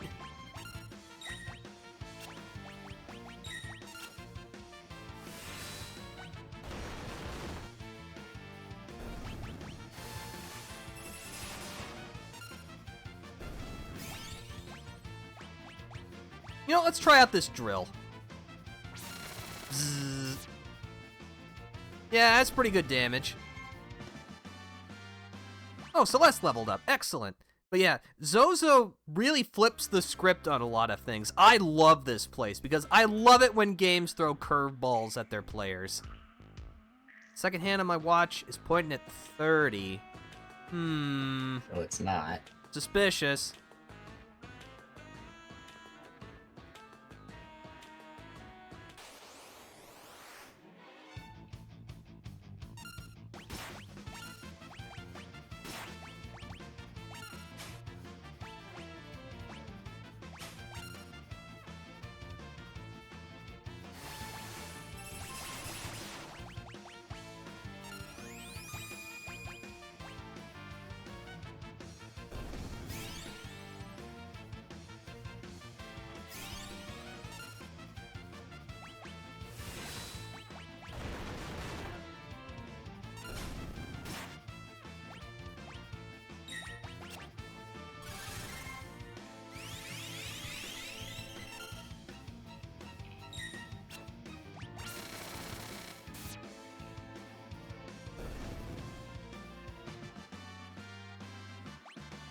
I got a barrier ring. Nice. And I also stole silver spectacles previously. I think I know what those do. Silver rim spectacles prevent darkness.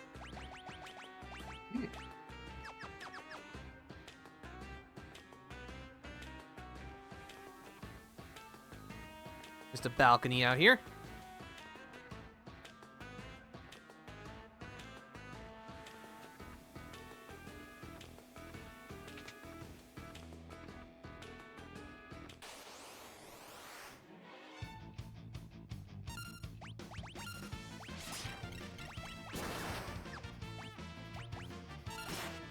Oh, you're okay. That's cool. Hold on. Oh, Yeah, the Veil Dancers will use very powerful magic when they are by themselves, so you should not leave them by themselves. But in this case, we got unlucky because, you know, it was the only one. Oof.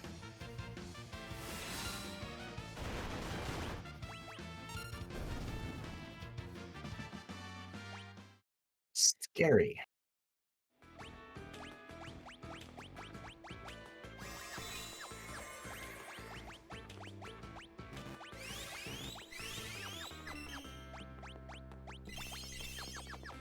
Alright. Got an ether, nice.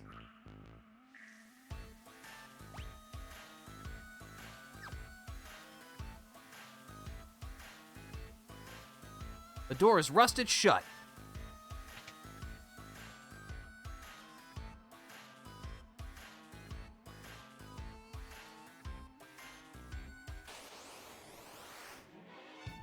Oh, a preemptive strike. Good. Okay. Everyone full throttle. Kill. That's better. That's how that should go.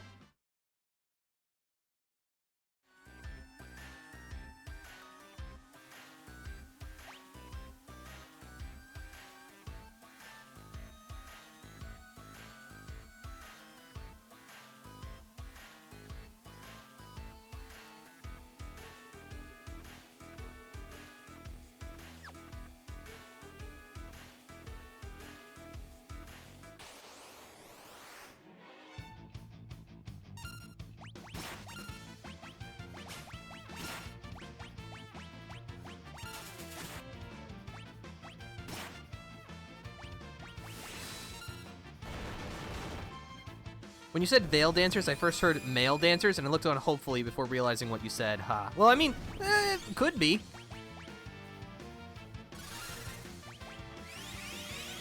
They're veiled. You just don't know. Yep. I stole Dragoon boots! Nice!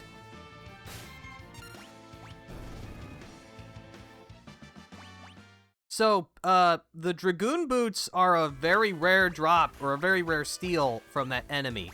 With good reason. Steel boots made for Dragoons. Changes the attack command to jump.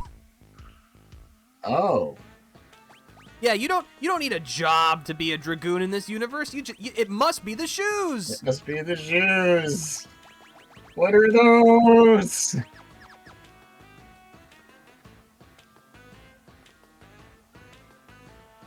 Jump between buildings? Noted.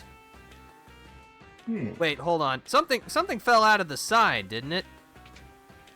Oh, that was just like a spark. That was like a graphical thingy. Okay. This is the inn. It's another veil dancer. There's Thunderous, and that's Locke probably dead. Yes, sir.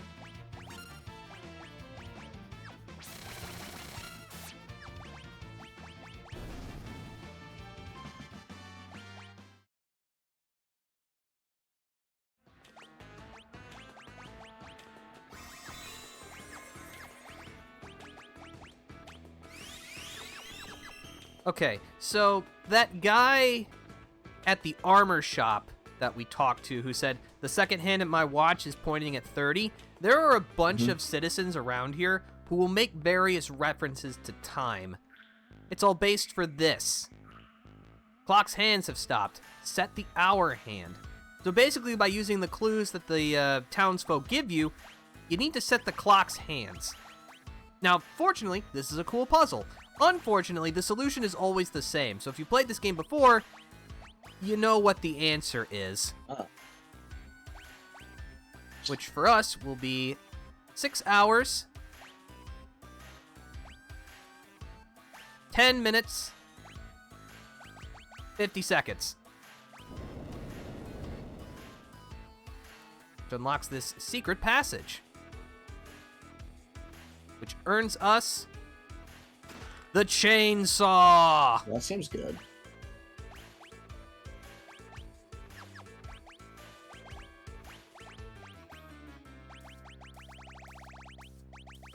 The chainsaw is a tool for Edgar. Damages or instantly dispatches an enemy. Oh, that explains it. Yeah, there's, So yeah. Machinist has an instant kill move in PvP, and it's Chainsaw. There's like a 2% chance that you just kill whoever you hit with that. Yep, in this game, it is 75% chance of dealing a high damaging attack, 25% chance that you insta-kill. Again, like, bosses have properties which allow them to ignore it, but, you know, against regular mooks, they might just die. Simply die. Correct. Lol, Lamau. So yeah, against, like, bosses, drill is better because you don't run the risk of getting the instant death, which does nothing in that case. But against everyone else, chainsaw them.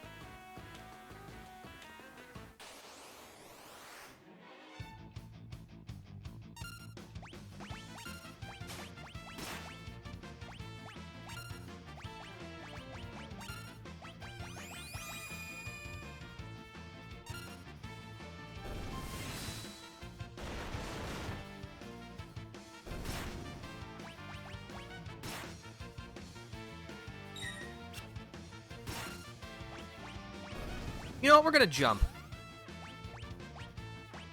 I don't think Edgar's gonna land before Sabin gets the splits off, but, you know, I respect the effort.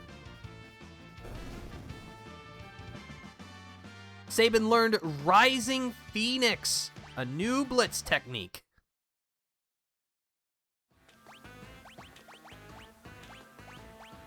Rising Phoenix engulfs all enemies in spiritual flame.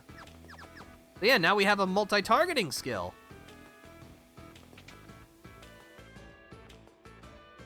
Yeah, here's the armor shop, completely deserted, but there's a potion. If something is called Dragoon, anything in the game, it's good. Even Zozo can't break that law. That is very true, genre. That is very, very true. Dragoons in FF14 have a reputation for being dead during raid mechanics. Yeah, there's only 2 places you find a Dragoon, either in the air or on the floor. Correct. And they're usually on the anyway, floor here's because Rising they were in Phoenix, the which air. looks sick as hell. What the heck? Wow.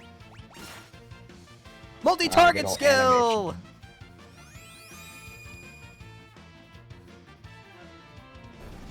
There's something so petty about stealing someone's eye drops and then frying their eyes with a massive spotlight. You know what? I didn't even realize it, but you're absolutely correct, and that makes it even funnier.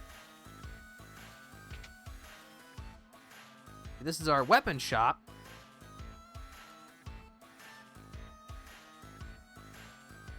That clock doesn't have a minute hand, of course, it never points to the right time anyway. Oh, sure, whatever you say. That's the minute clue. Stole a high potion, nice. You know what? You're gonna get chainsawed.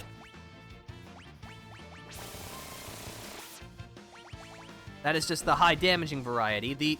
The sprite like animation will change depending on whether you get the instant death or not.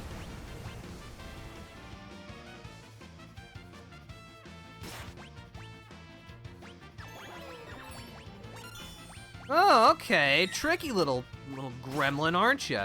Turning invisible on me.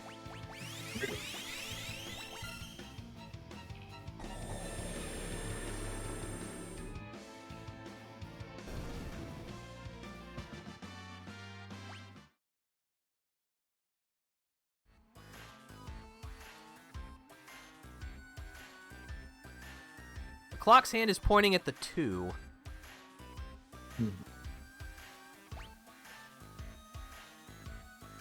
Alright, well, our real destination here is the relic shop down there, but we're gonna get a couple, because, let's see.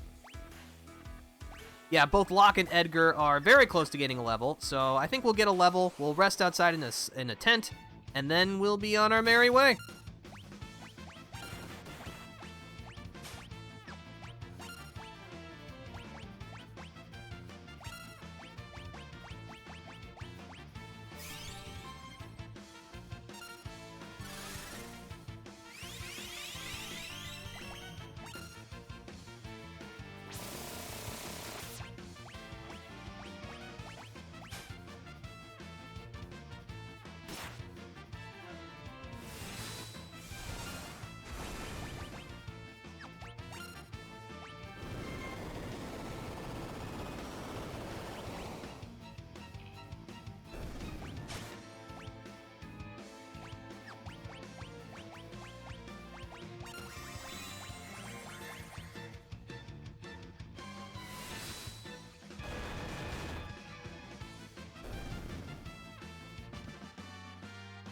Alright, Locke and Edgar both leveled up.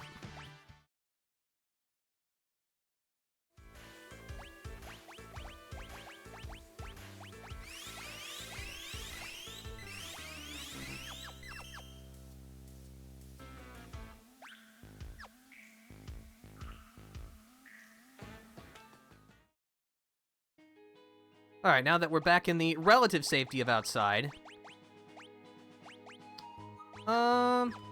Actually, everyone's HP is good. It's just Celis's MP we need to replenish.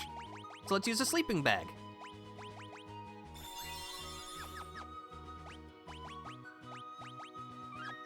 Okay, now.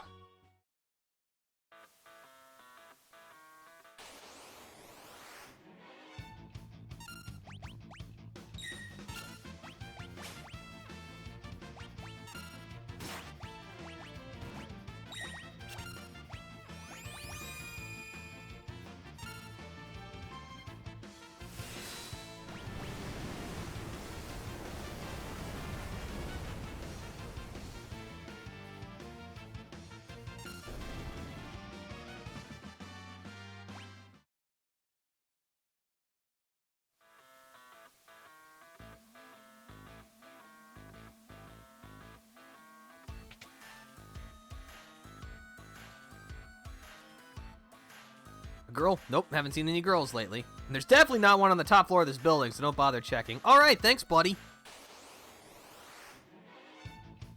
We love obvious lies. Uh-oh. Nope, there's Fyra. Man, that's so strong!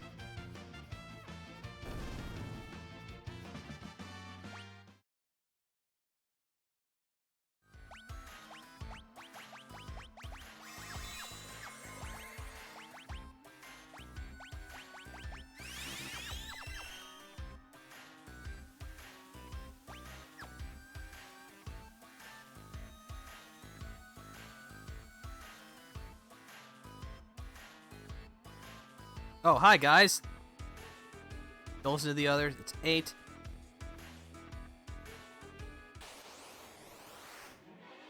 Yeah, that's a weird little sequence. Not sure why all those guys show up behind you and why all of them talk about the time, but who am I to question it?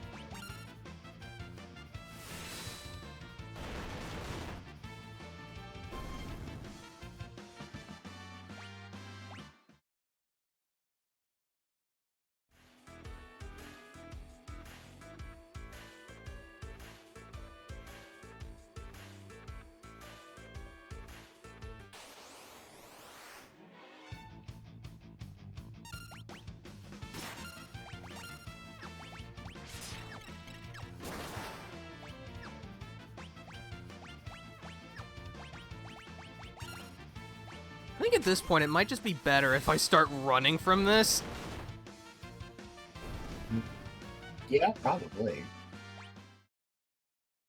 It's gonna get one of you guys.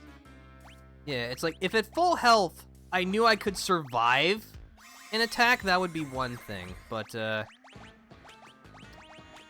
not really working out for me.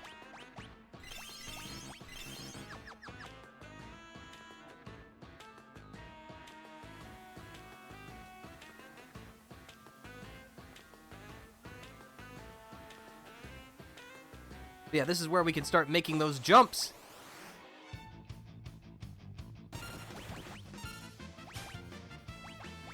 Oh, I stole a Gygas glove. That'll come in handy.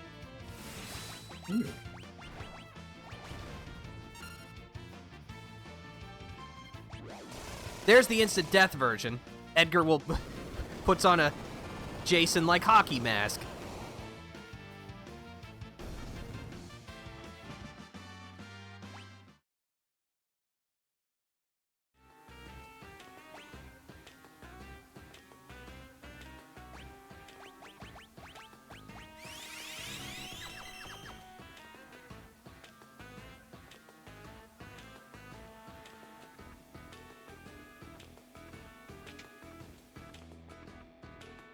Obtained a brigand's glove. A leather glove designed to aid in banditry. Changes the steel command to mug. Ah, so it's like the knife, but the other way around. Yep. So that means if we find a better knife, which is certainly possible, we can still use the mug command. But I think for now I'm all right with this.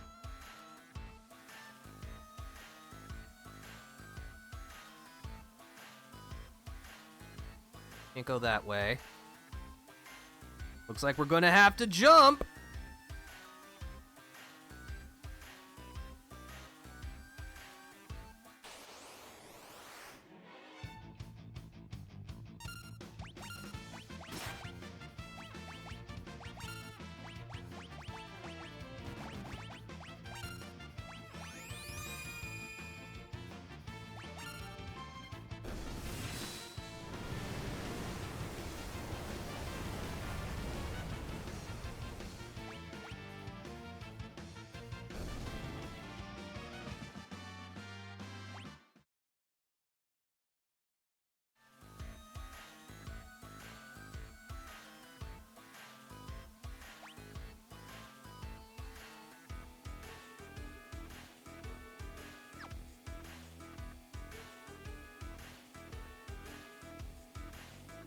Remember, always check the pots for stuff.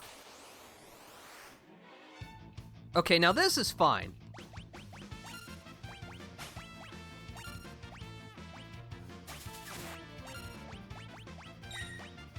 important. Frequently things in them. Yeah. Okay. Get mugged!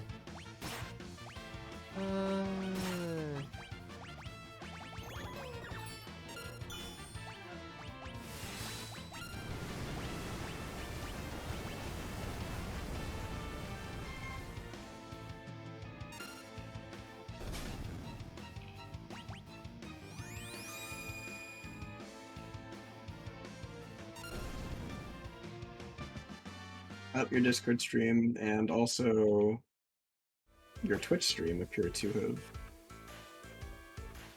done something.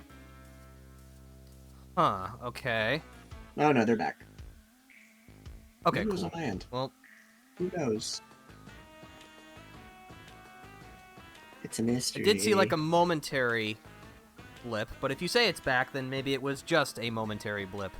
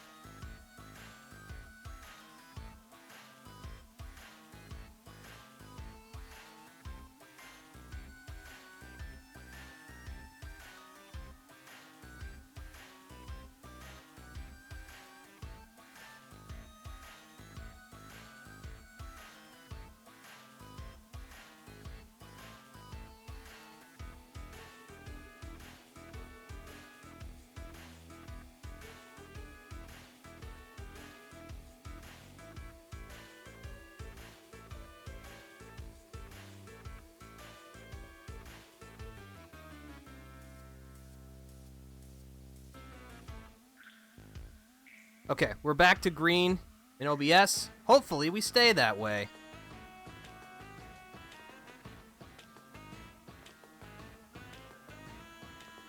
Good. Alright.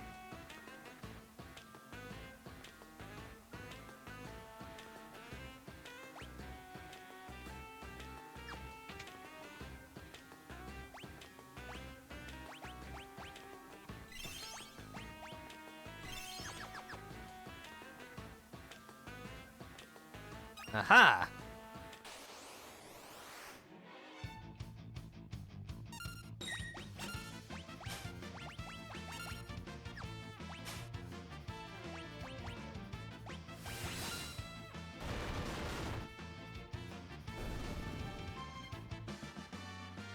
Oh, it wouldn't be a return to streaming if it wasn't for random technical issues, now would it?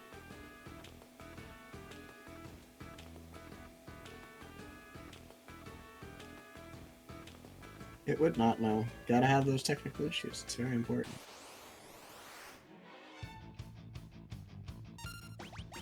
It's an integral part of the process.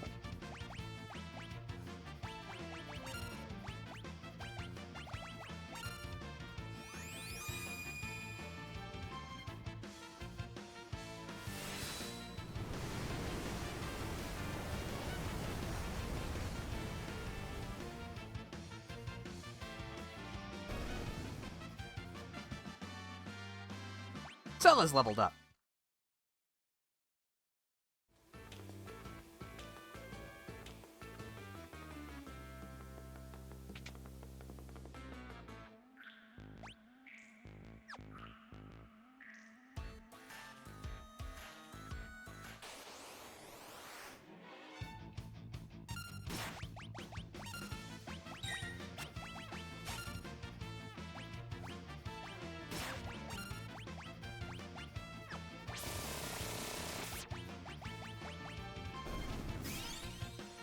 Yeah. Go ahead and use all those high potions on you. We'll see where that gets you.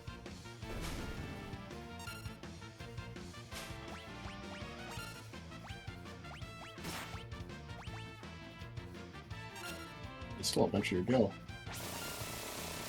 That's all right. We'll just take it back by murdering him.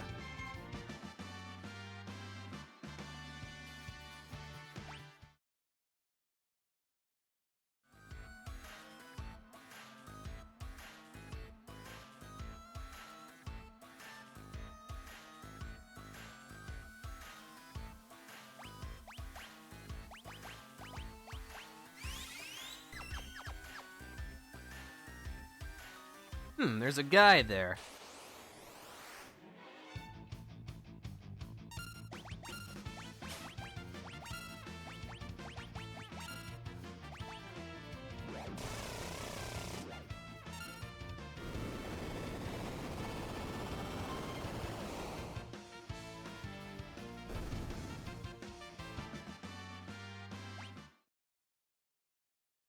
Kind of annoying that he explodes when he dies. Yeah, and what's worse, he only has a chance of doing that. So in traditional Defender fashion, I'm getting very unlucky. It certainly seems like it's happening every time. The first one we killed, that it did not happen to That's me, true. so. But I wasn't, I hadn't really started looking for it at that point because Yeah, I didn't know got it was a thing the that could Burning happen. Fist. Knuckles infused with the power of flames that may cast fire upon striking an enemy. Ooh, heady. Yeah. Let's see.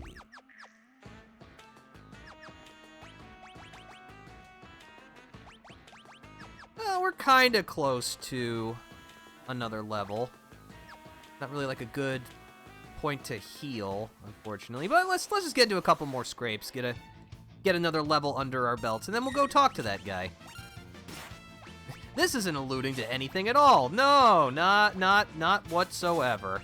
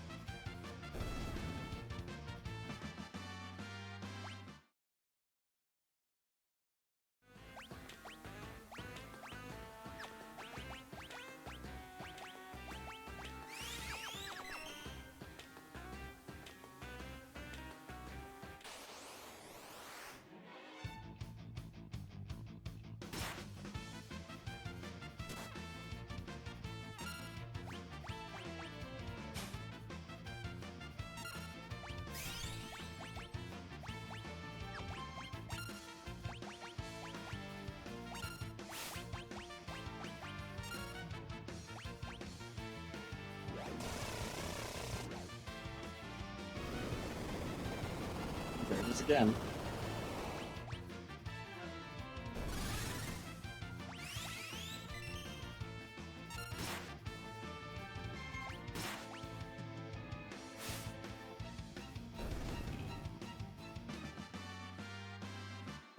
Oh, only 5 experience points? Come on. That's rude.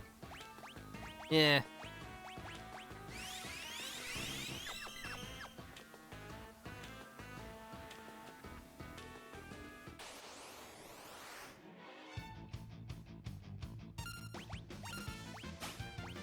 You know what? Let me just try and finish you off with, like, basic maneuvers. Maybe he only does it, or he's more likely to do it if you kill him with, like, a magic spell or something. I don't know. I'm just getting kind of desperate at this point. I mean, like, it's not killing me. It's just it's inconsiderate.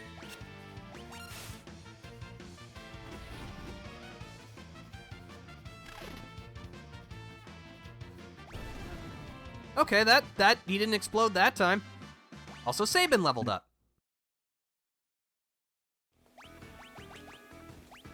Now we gotta get Locke a level.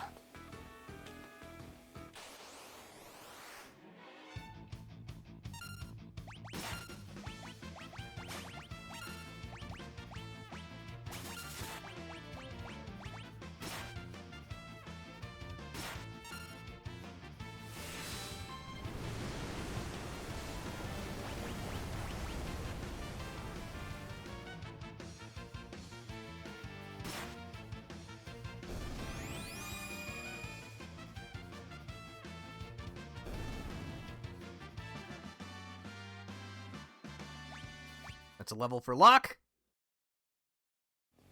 And now, of course, because he's so close, we have to get Edgar a level.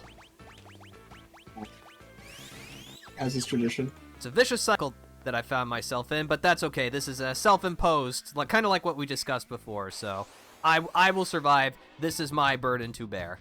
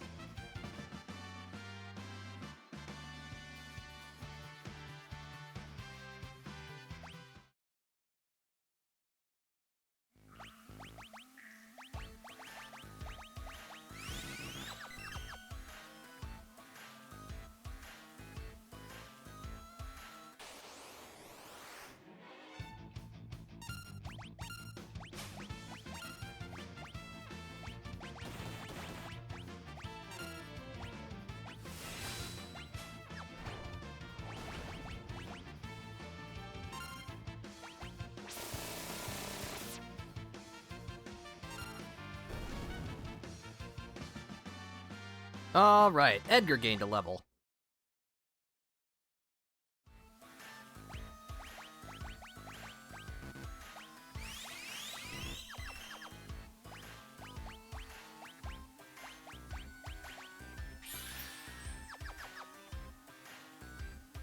Alright, now let's talk to this guy. Oh, well, that's very polite of you. Uh-huh, yeah, sure. But this is Dataluma! Oh. Oh, I stole a thief's bracer. Sweet. And you stole my money. Alright, but you're a boss. You can't run away from me, which is good. So, Dataluma is actually quite easy once you know the thing about him, is that he has like an internal counter. Basically, every time you hit him with an attack or magic command, it will increase. And when it hits a certain amount, he will do some nasty attacks to you. But therein kind of lies the situation. I said it, the attack or magic commands. If you do anything else, you don't increase the counter. Oh. And I mean, you've been seeing me fight throughout, you know, this area. I haven't really been using my magic to attack or my basic attack very much, because they just haven't really been that useful.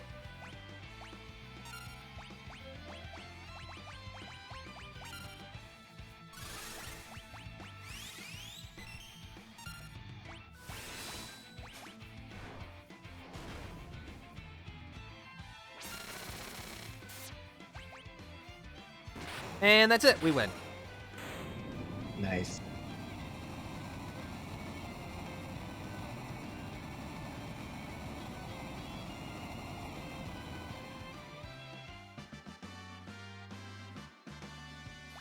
Got a twist headband. Alright, that's enough of him. Let's move on up.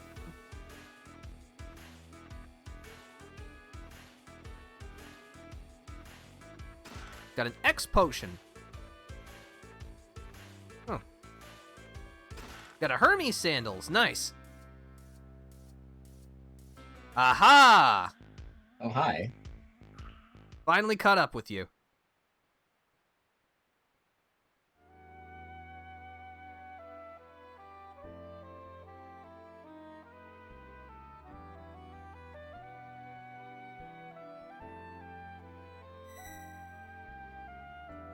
Oh, Oh, hello, hi, Romeo. Ramu.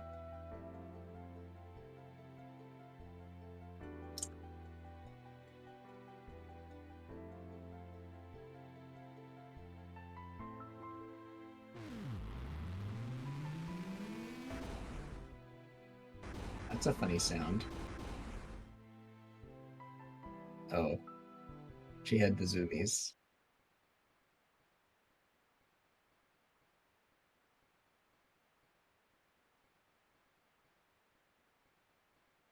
You're an Esper, huh? Okay, espers are summons.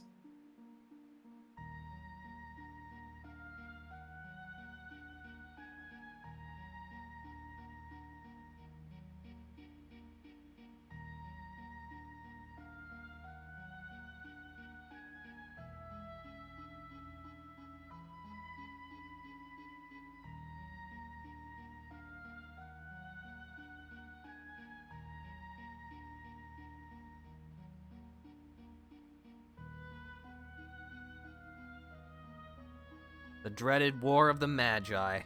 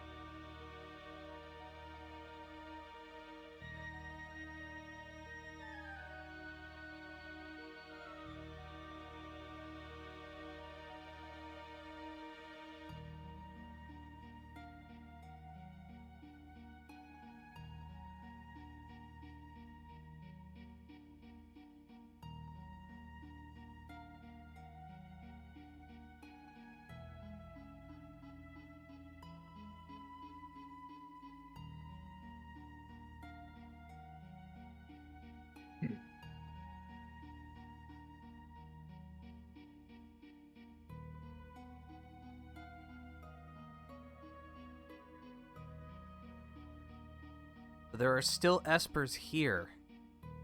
See.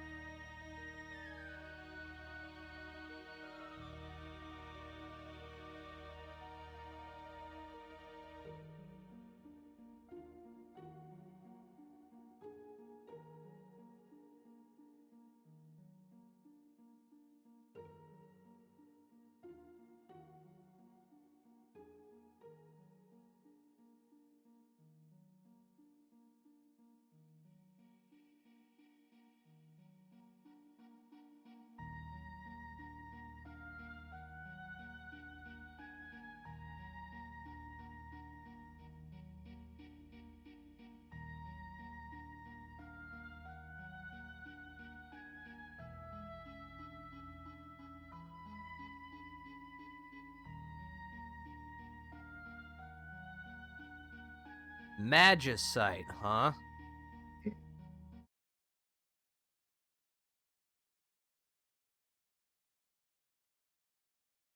The crystallized power of an Esper after it dies.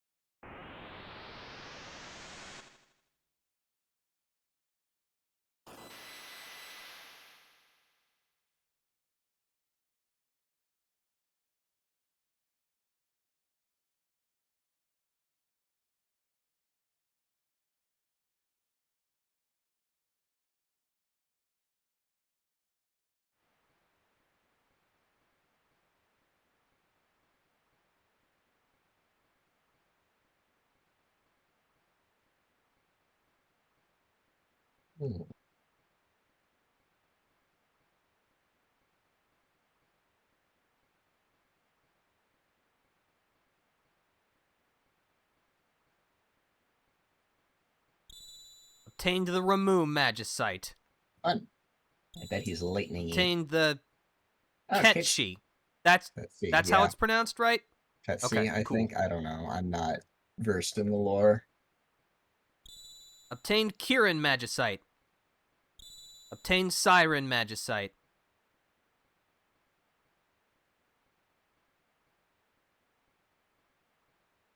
Oh, hey guys, what's up? We be.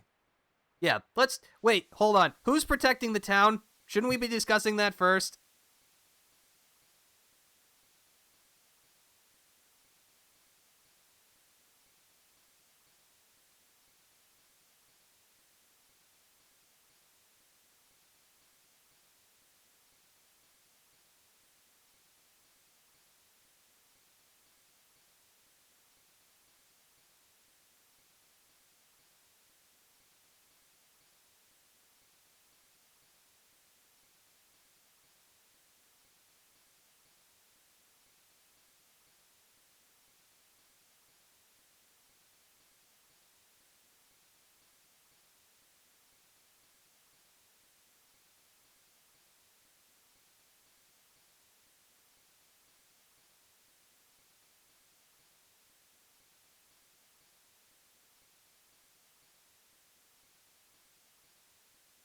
Alright, so again, we can set up our party. Unlike last time, though, Celis and Locke are required for this part of the game.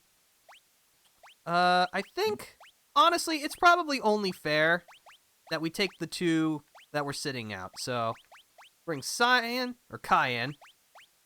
and Gao. Mhm.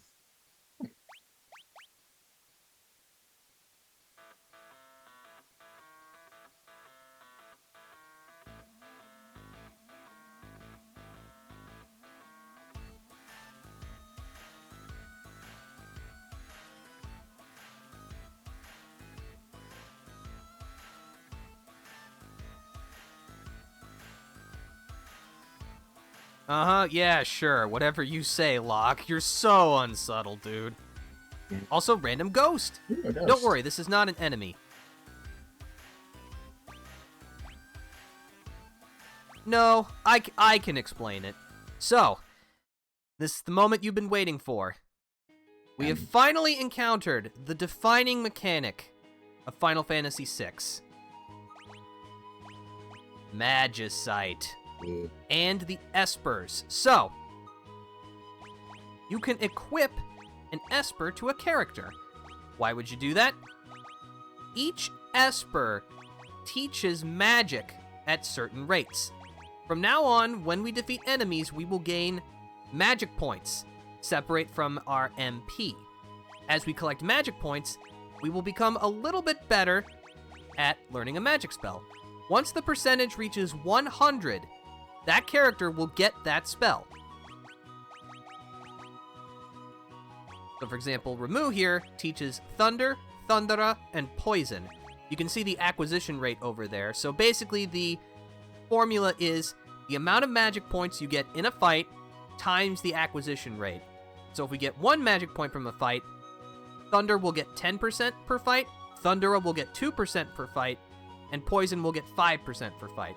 Now if we get like 2 or 3 MP from winning a battle, then obviously we get more progress. So not all spells are locked to certain Espers, though some rarer ones are, and may teach spells at different rates.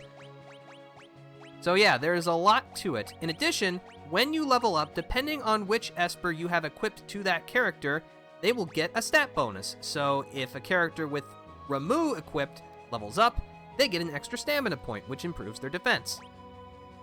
Here's the big thing, though. Magic is innate to the character, not the Esper. What this means is that once you have learned magic from an Esper, it is that character's permanently. So, if you want, and you've got time on your hands,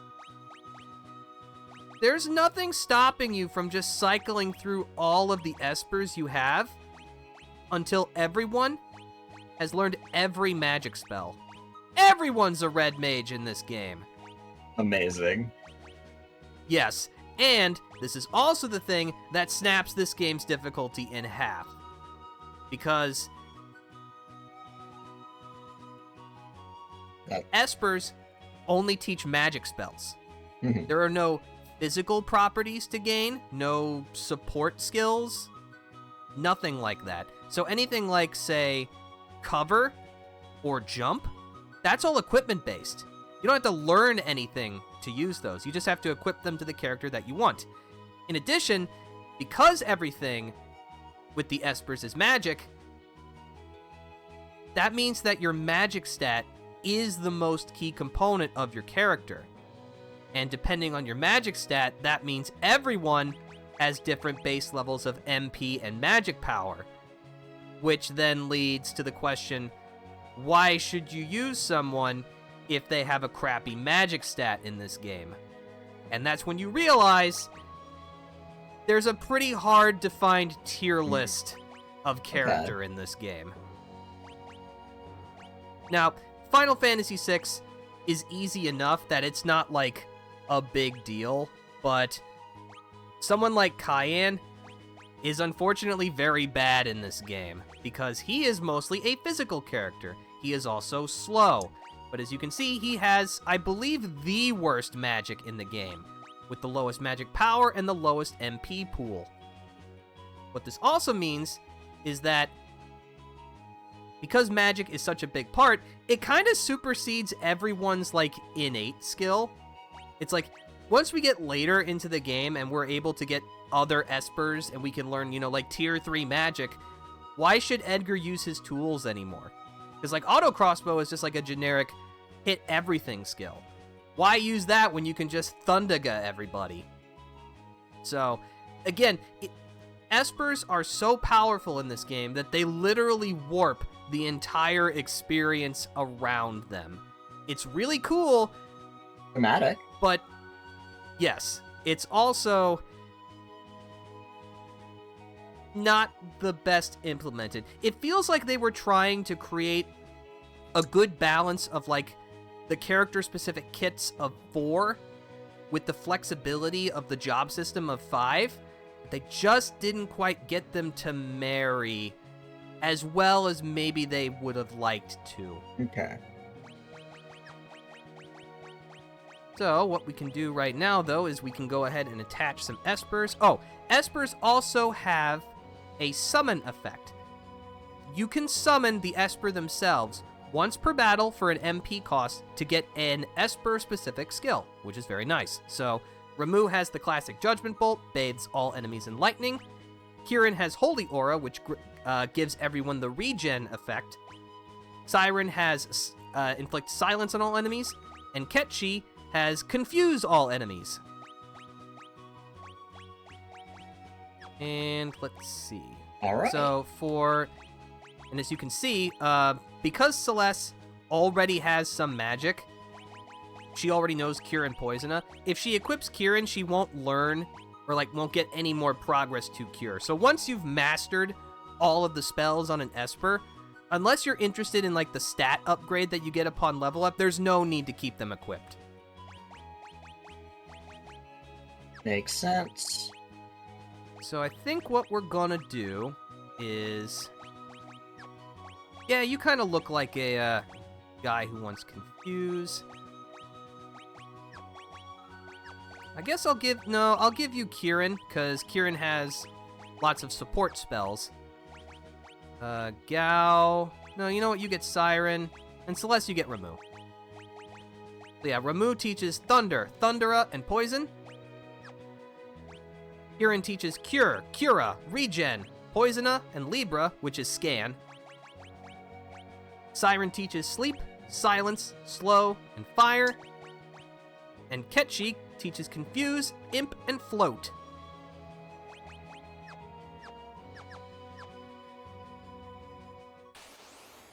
And you get 4 espers and 4 party members. Handy.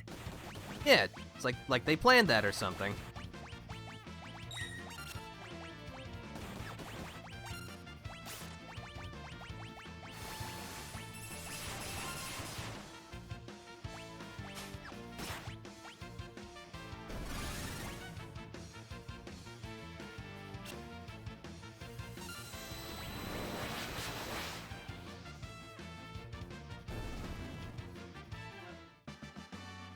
So yeah, we got 2 magic AP from that fight. So now, if we take a look, you can see the individual progress for each of the spells. And yeah, as you can see, especially early on, some of the cheaper spells, like, you'll learn them pretty darn fast. Of course, some of the rarer ones with the better spells, they're gonna take a while, as they should.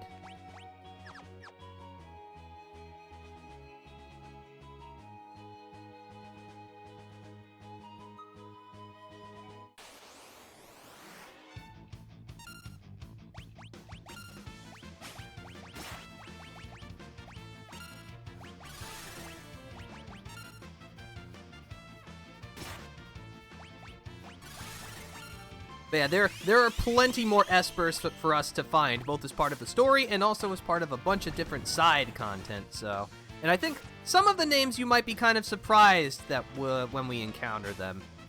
But again, that will be for later.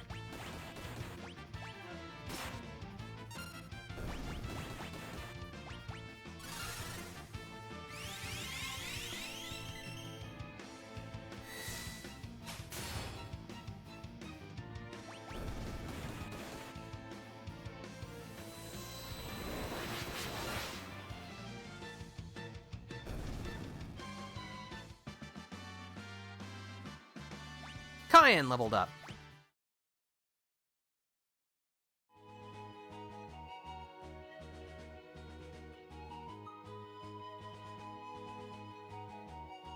Let's see, I think...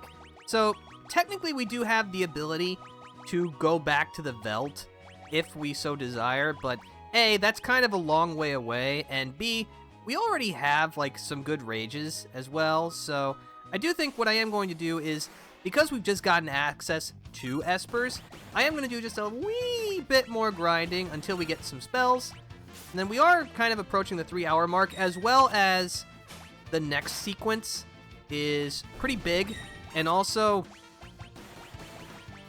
probably one of the highlights of not just 6, but of the entire franchise, at least in terms of sheer memorability. So, you know what? I'm going to tease you with that. Because I'm a cruel, cruel man. I eagerly anticipate what is to come. So yeah, I'm not going to get, like, all the spells from all the Espers on everyone, because that would be overkill, but I'm going to get, like, a good balance, make sure everyone's got some healing magic, that kind of thing, and then I think we'll stop, so... But yeah, this is kind of why I was alluding to my question on grinding earlier, because especially with the amount of Espers, and with them, you know, being as defining as they are, it is important to make sure that we are adequately prepared in the magic department. Grind away.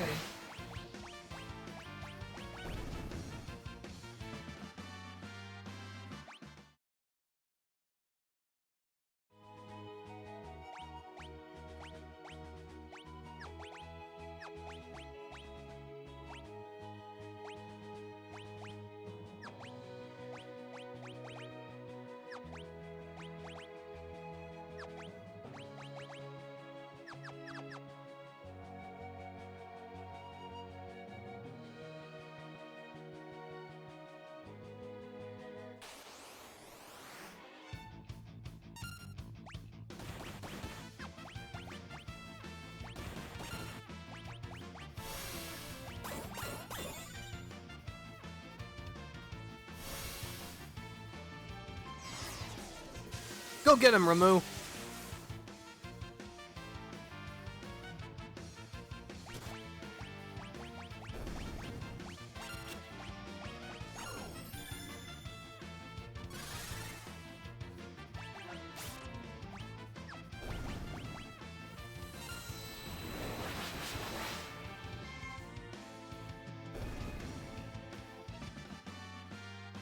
So let's learn Thunder, Gal learn Sleep.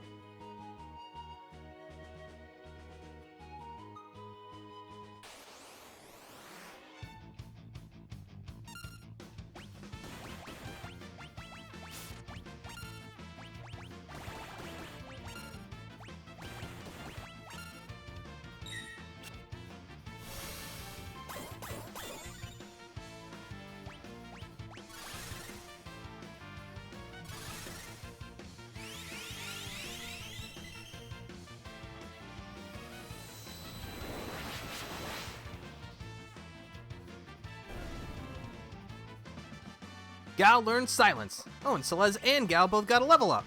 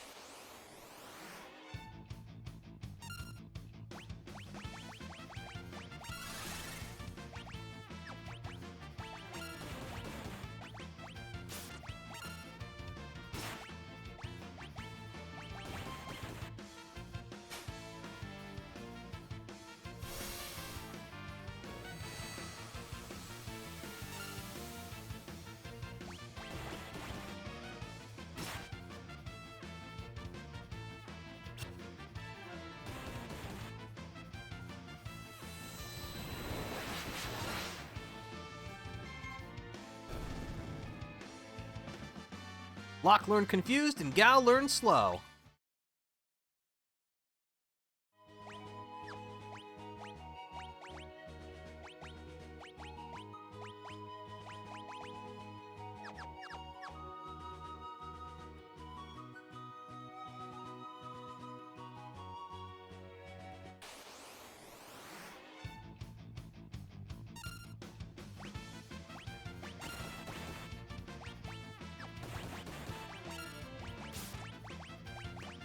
I definitely think it's no coincidence that, especially around here, a lot of the enemy configurations drop 2 magic AP per battle instead of the traditional 1. It's clear they wanted you to get at least a little bit of magical prowess before continuing.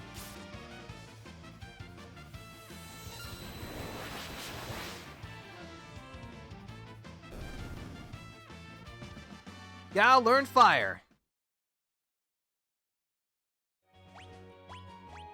And as you can see, when you have learned all the spells that a Esper can give you, you'll see a little star by their name.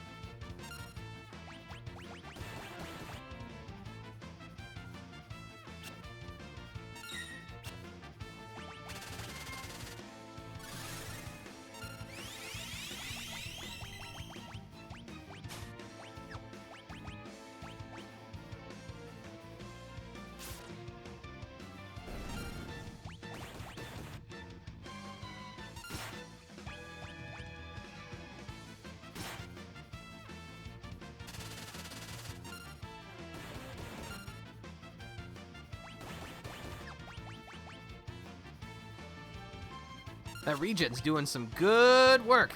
Love to see it. Try and silence them.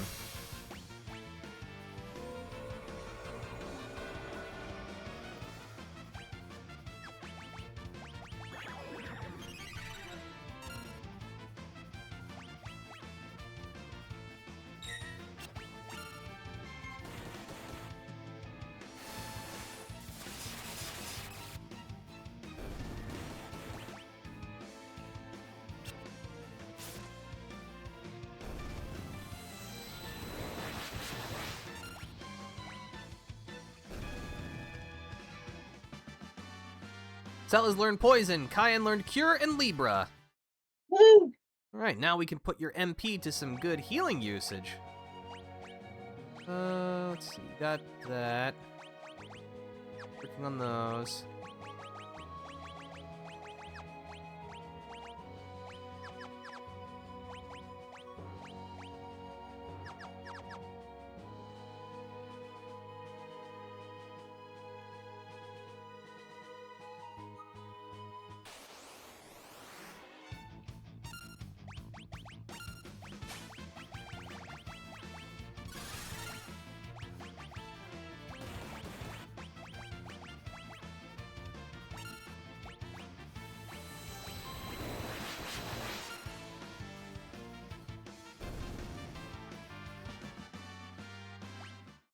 This is also a good way to get some extra cash, because especially, I don't know if it was just how things were going, but on my first playthrough, I found that I needed a lot more gil. Like, I don't know if it was just I was buying too much good equipment or what, but I often found myself a little low on funds, so any way to make some extra cash is okay with me. This...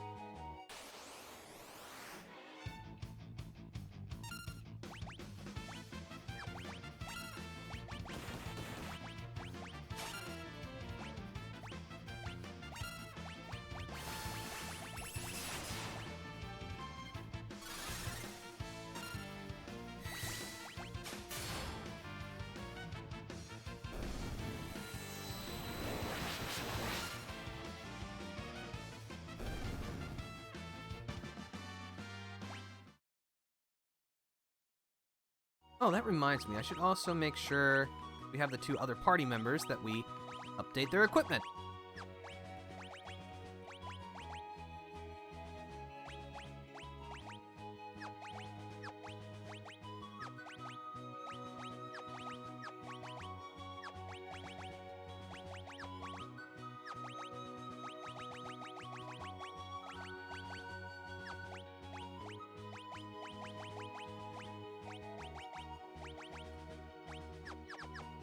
Can never go wrong with haste.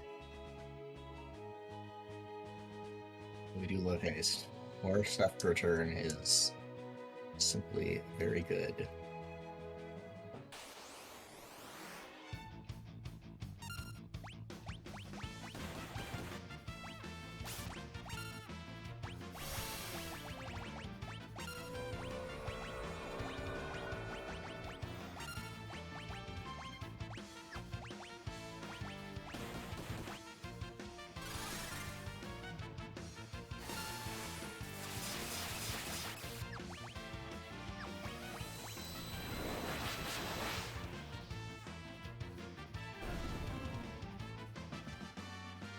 Kyan learned Poisona.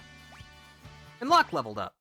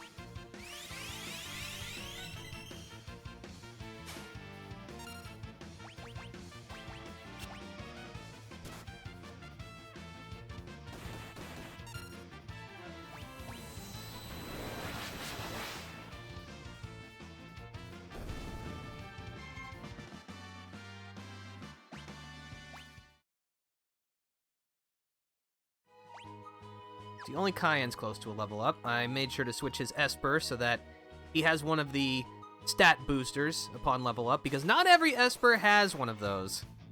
And, like, it's not a necessity that, oh, every time I level up, I gotta make sure that I have an Esper that gives me some stat upon leveling up. But if you're cognizant of it, it's still something to work towards.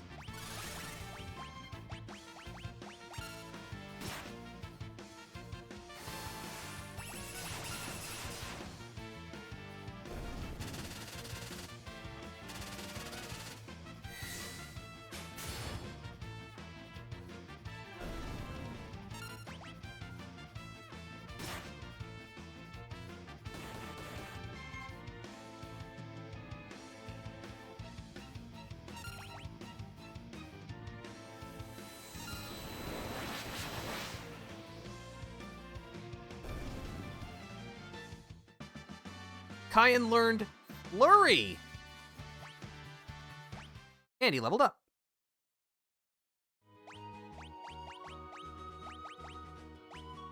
Performs a flowing 4-strike combo while moving gracefully from foe to foe.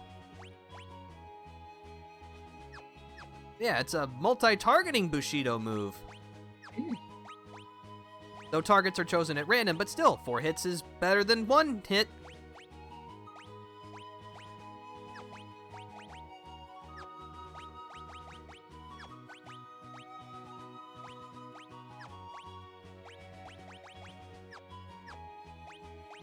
See, how close are you?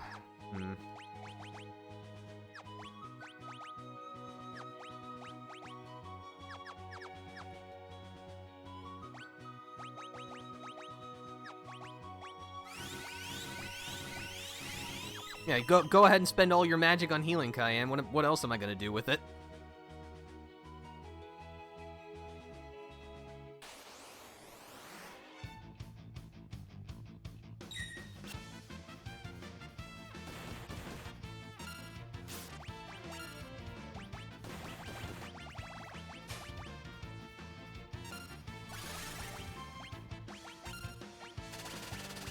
Let's see Flurry in action, shall we?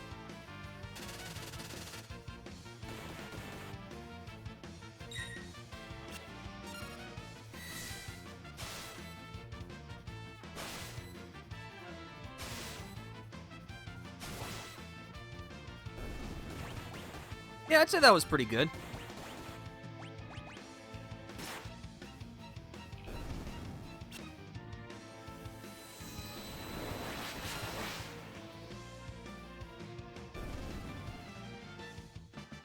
Lock, learn, sleep.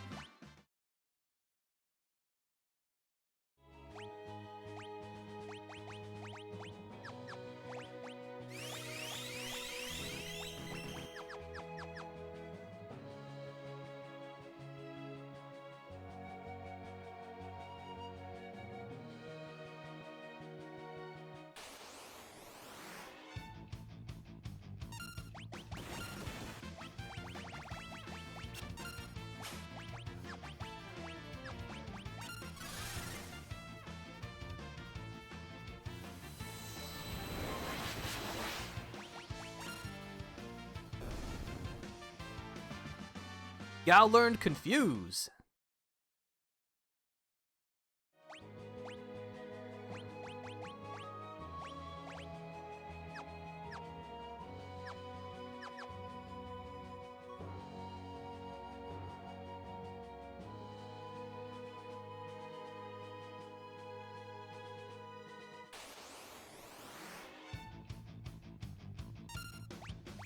I do have to say, one thing in favor of grinding is that it can be strangely meditative. I don't know, there's just something about the slow, steady progress working towards something and then seeing the fruits of your labor.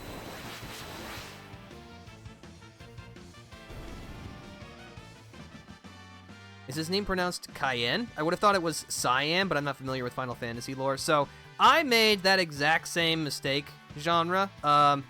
As Flag has mentioned, in Final Fantasy XIV, Cayenne's name is spelled differently, which is more indicative that it's supposed to be pronounced like the pepper and not the color.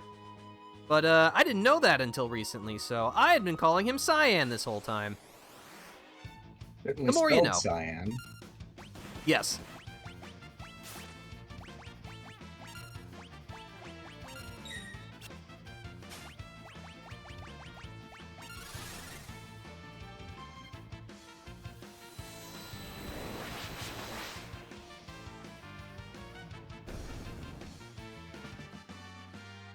Locke learned slow, Cayenne learned regen, and Gao learned imp.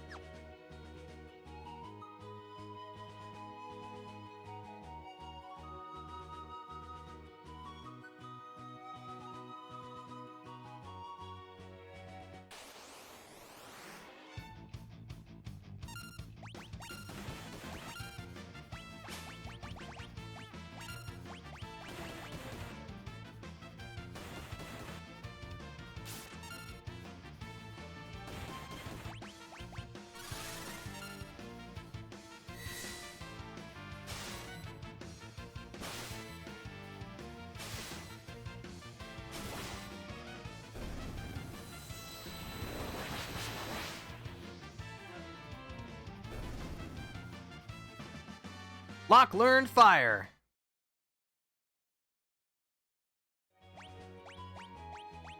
Alright, and he's mastered Siren. I'm going, let's see. No, he actually doesn't level up. So let's see. Gao, you still have Ketchi.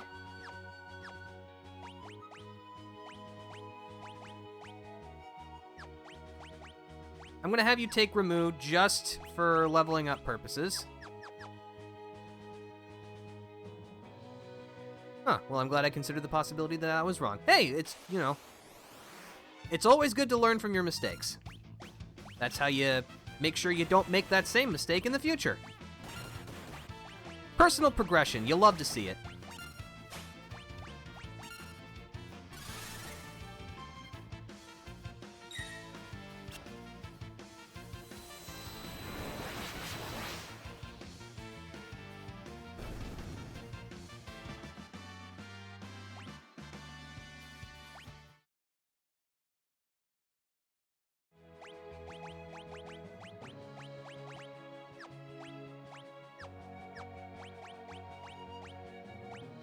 Let's see, you've almost got Thundara, which is really good. You're good on that. Still working towards Cura for that.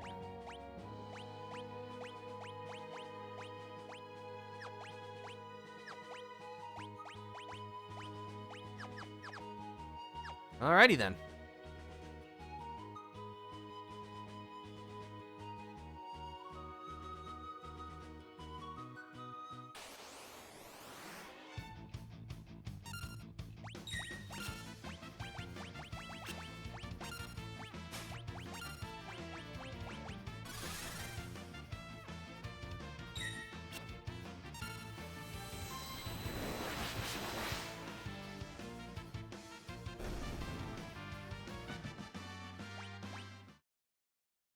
Yeah, I think I'm gonna go until Celeste has learned Thundara, and then we'll heal up, and that's where we'll end it, because I think that'll be sufficient enough for our purposes. We'll have someone with sheer destructive magic. Lots of people have picked up some healing and support skills. It'll be a good time. We've also got some more levels and stats under our belt, which is also always good.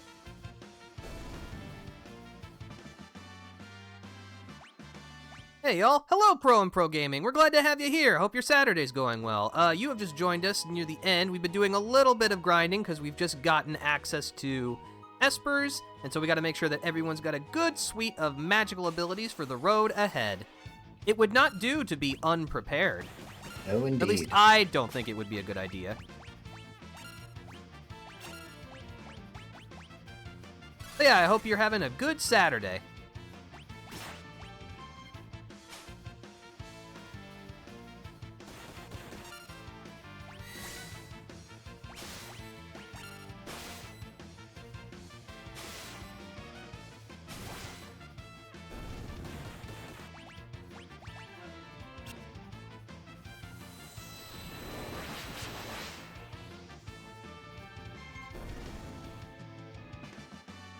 Kyan learned Sleep, and Celeste leveled up.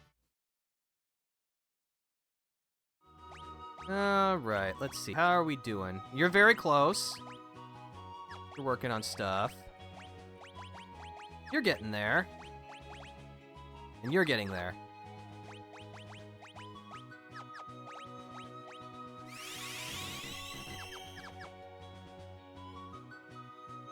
Also, I left to get lunch while you were still in Zozo, and now everyone but Celeste is different. What happened? So, we had an opportunity, like, we made story progress, and so the game had asked us to switch our party members around. I thought it was only fitting, just to try and spread the experience out as much as possible, that so Celeste and Locke are locked for this part of the game. We cannot switch them out. But for our two remaining party members, I thought it was appropriate to put Edgar and Sabin on the bench, and have Cayenne and Gao join us. Just again, trying to keep everyone relatively level, because earlier when we split up our party, there's going to be a bit more of that going forward. Like, not strictly, you know, oh, you're going to have 3 separate parties that you control, but, you know, just kind of you'll need to make sure that you have good party compositions and that kind of thing, so it's imperative to make sure that nobody gets left behind.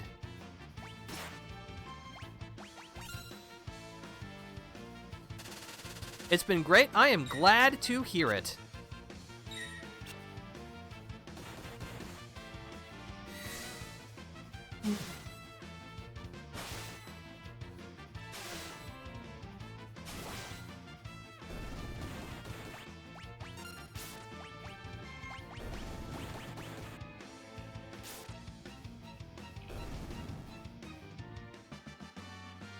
Celeste learned Thundera, and Cayenne learned Silence.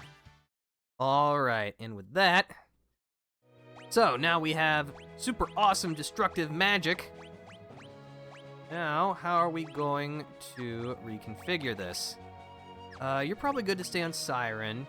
I want you to keep on Ketchi. You already know, but then, you know, you can always use more healing magic. You know what? I'm actually going to... Okay.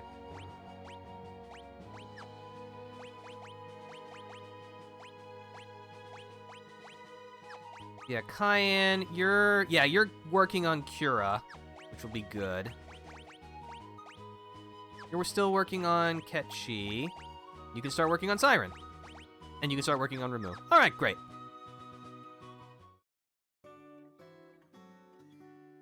Well, we've done a lot of work. We got a lot of story progress in. I think it's time that we get ourselves a good night's sleep, that we can get all of our... Oh, hold on. Gambler always conducts his business with pomp and pageantry. I'm sure that will, be relevant later. Yeah, we put in a lot of work. We should, rest up and get our stats back.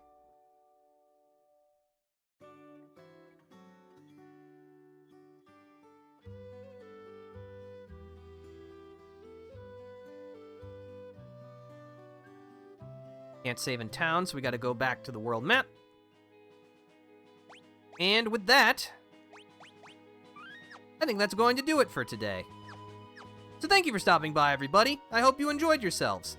If you'd like to stay up to date on the things that I do, please consider following. And thank you again, Flagninja, for joining us today. It's good to be back to Final Fantasy VI.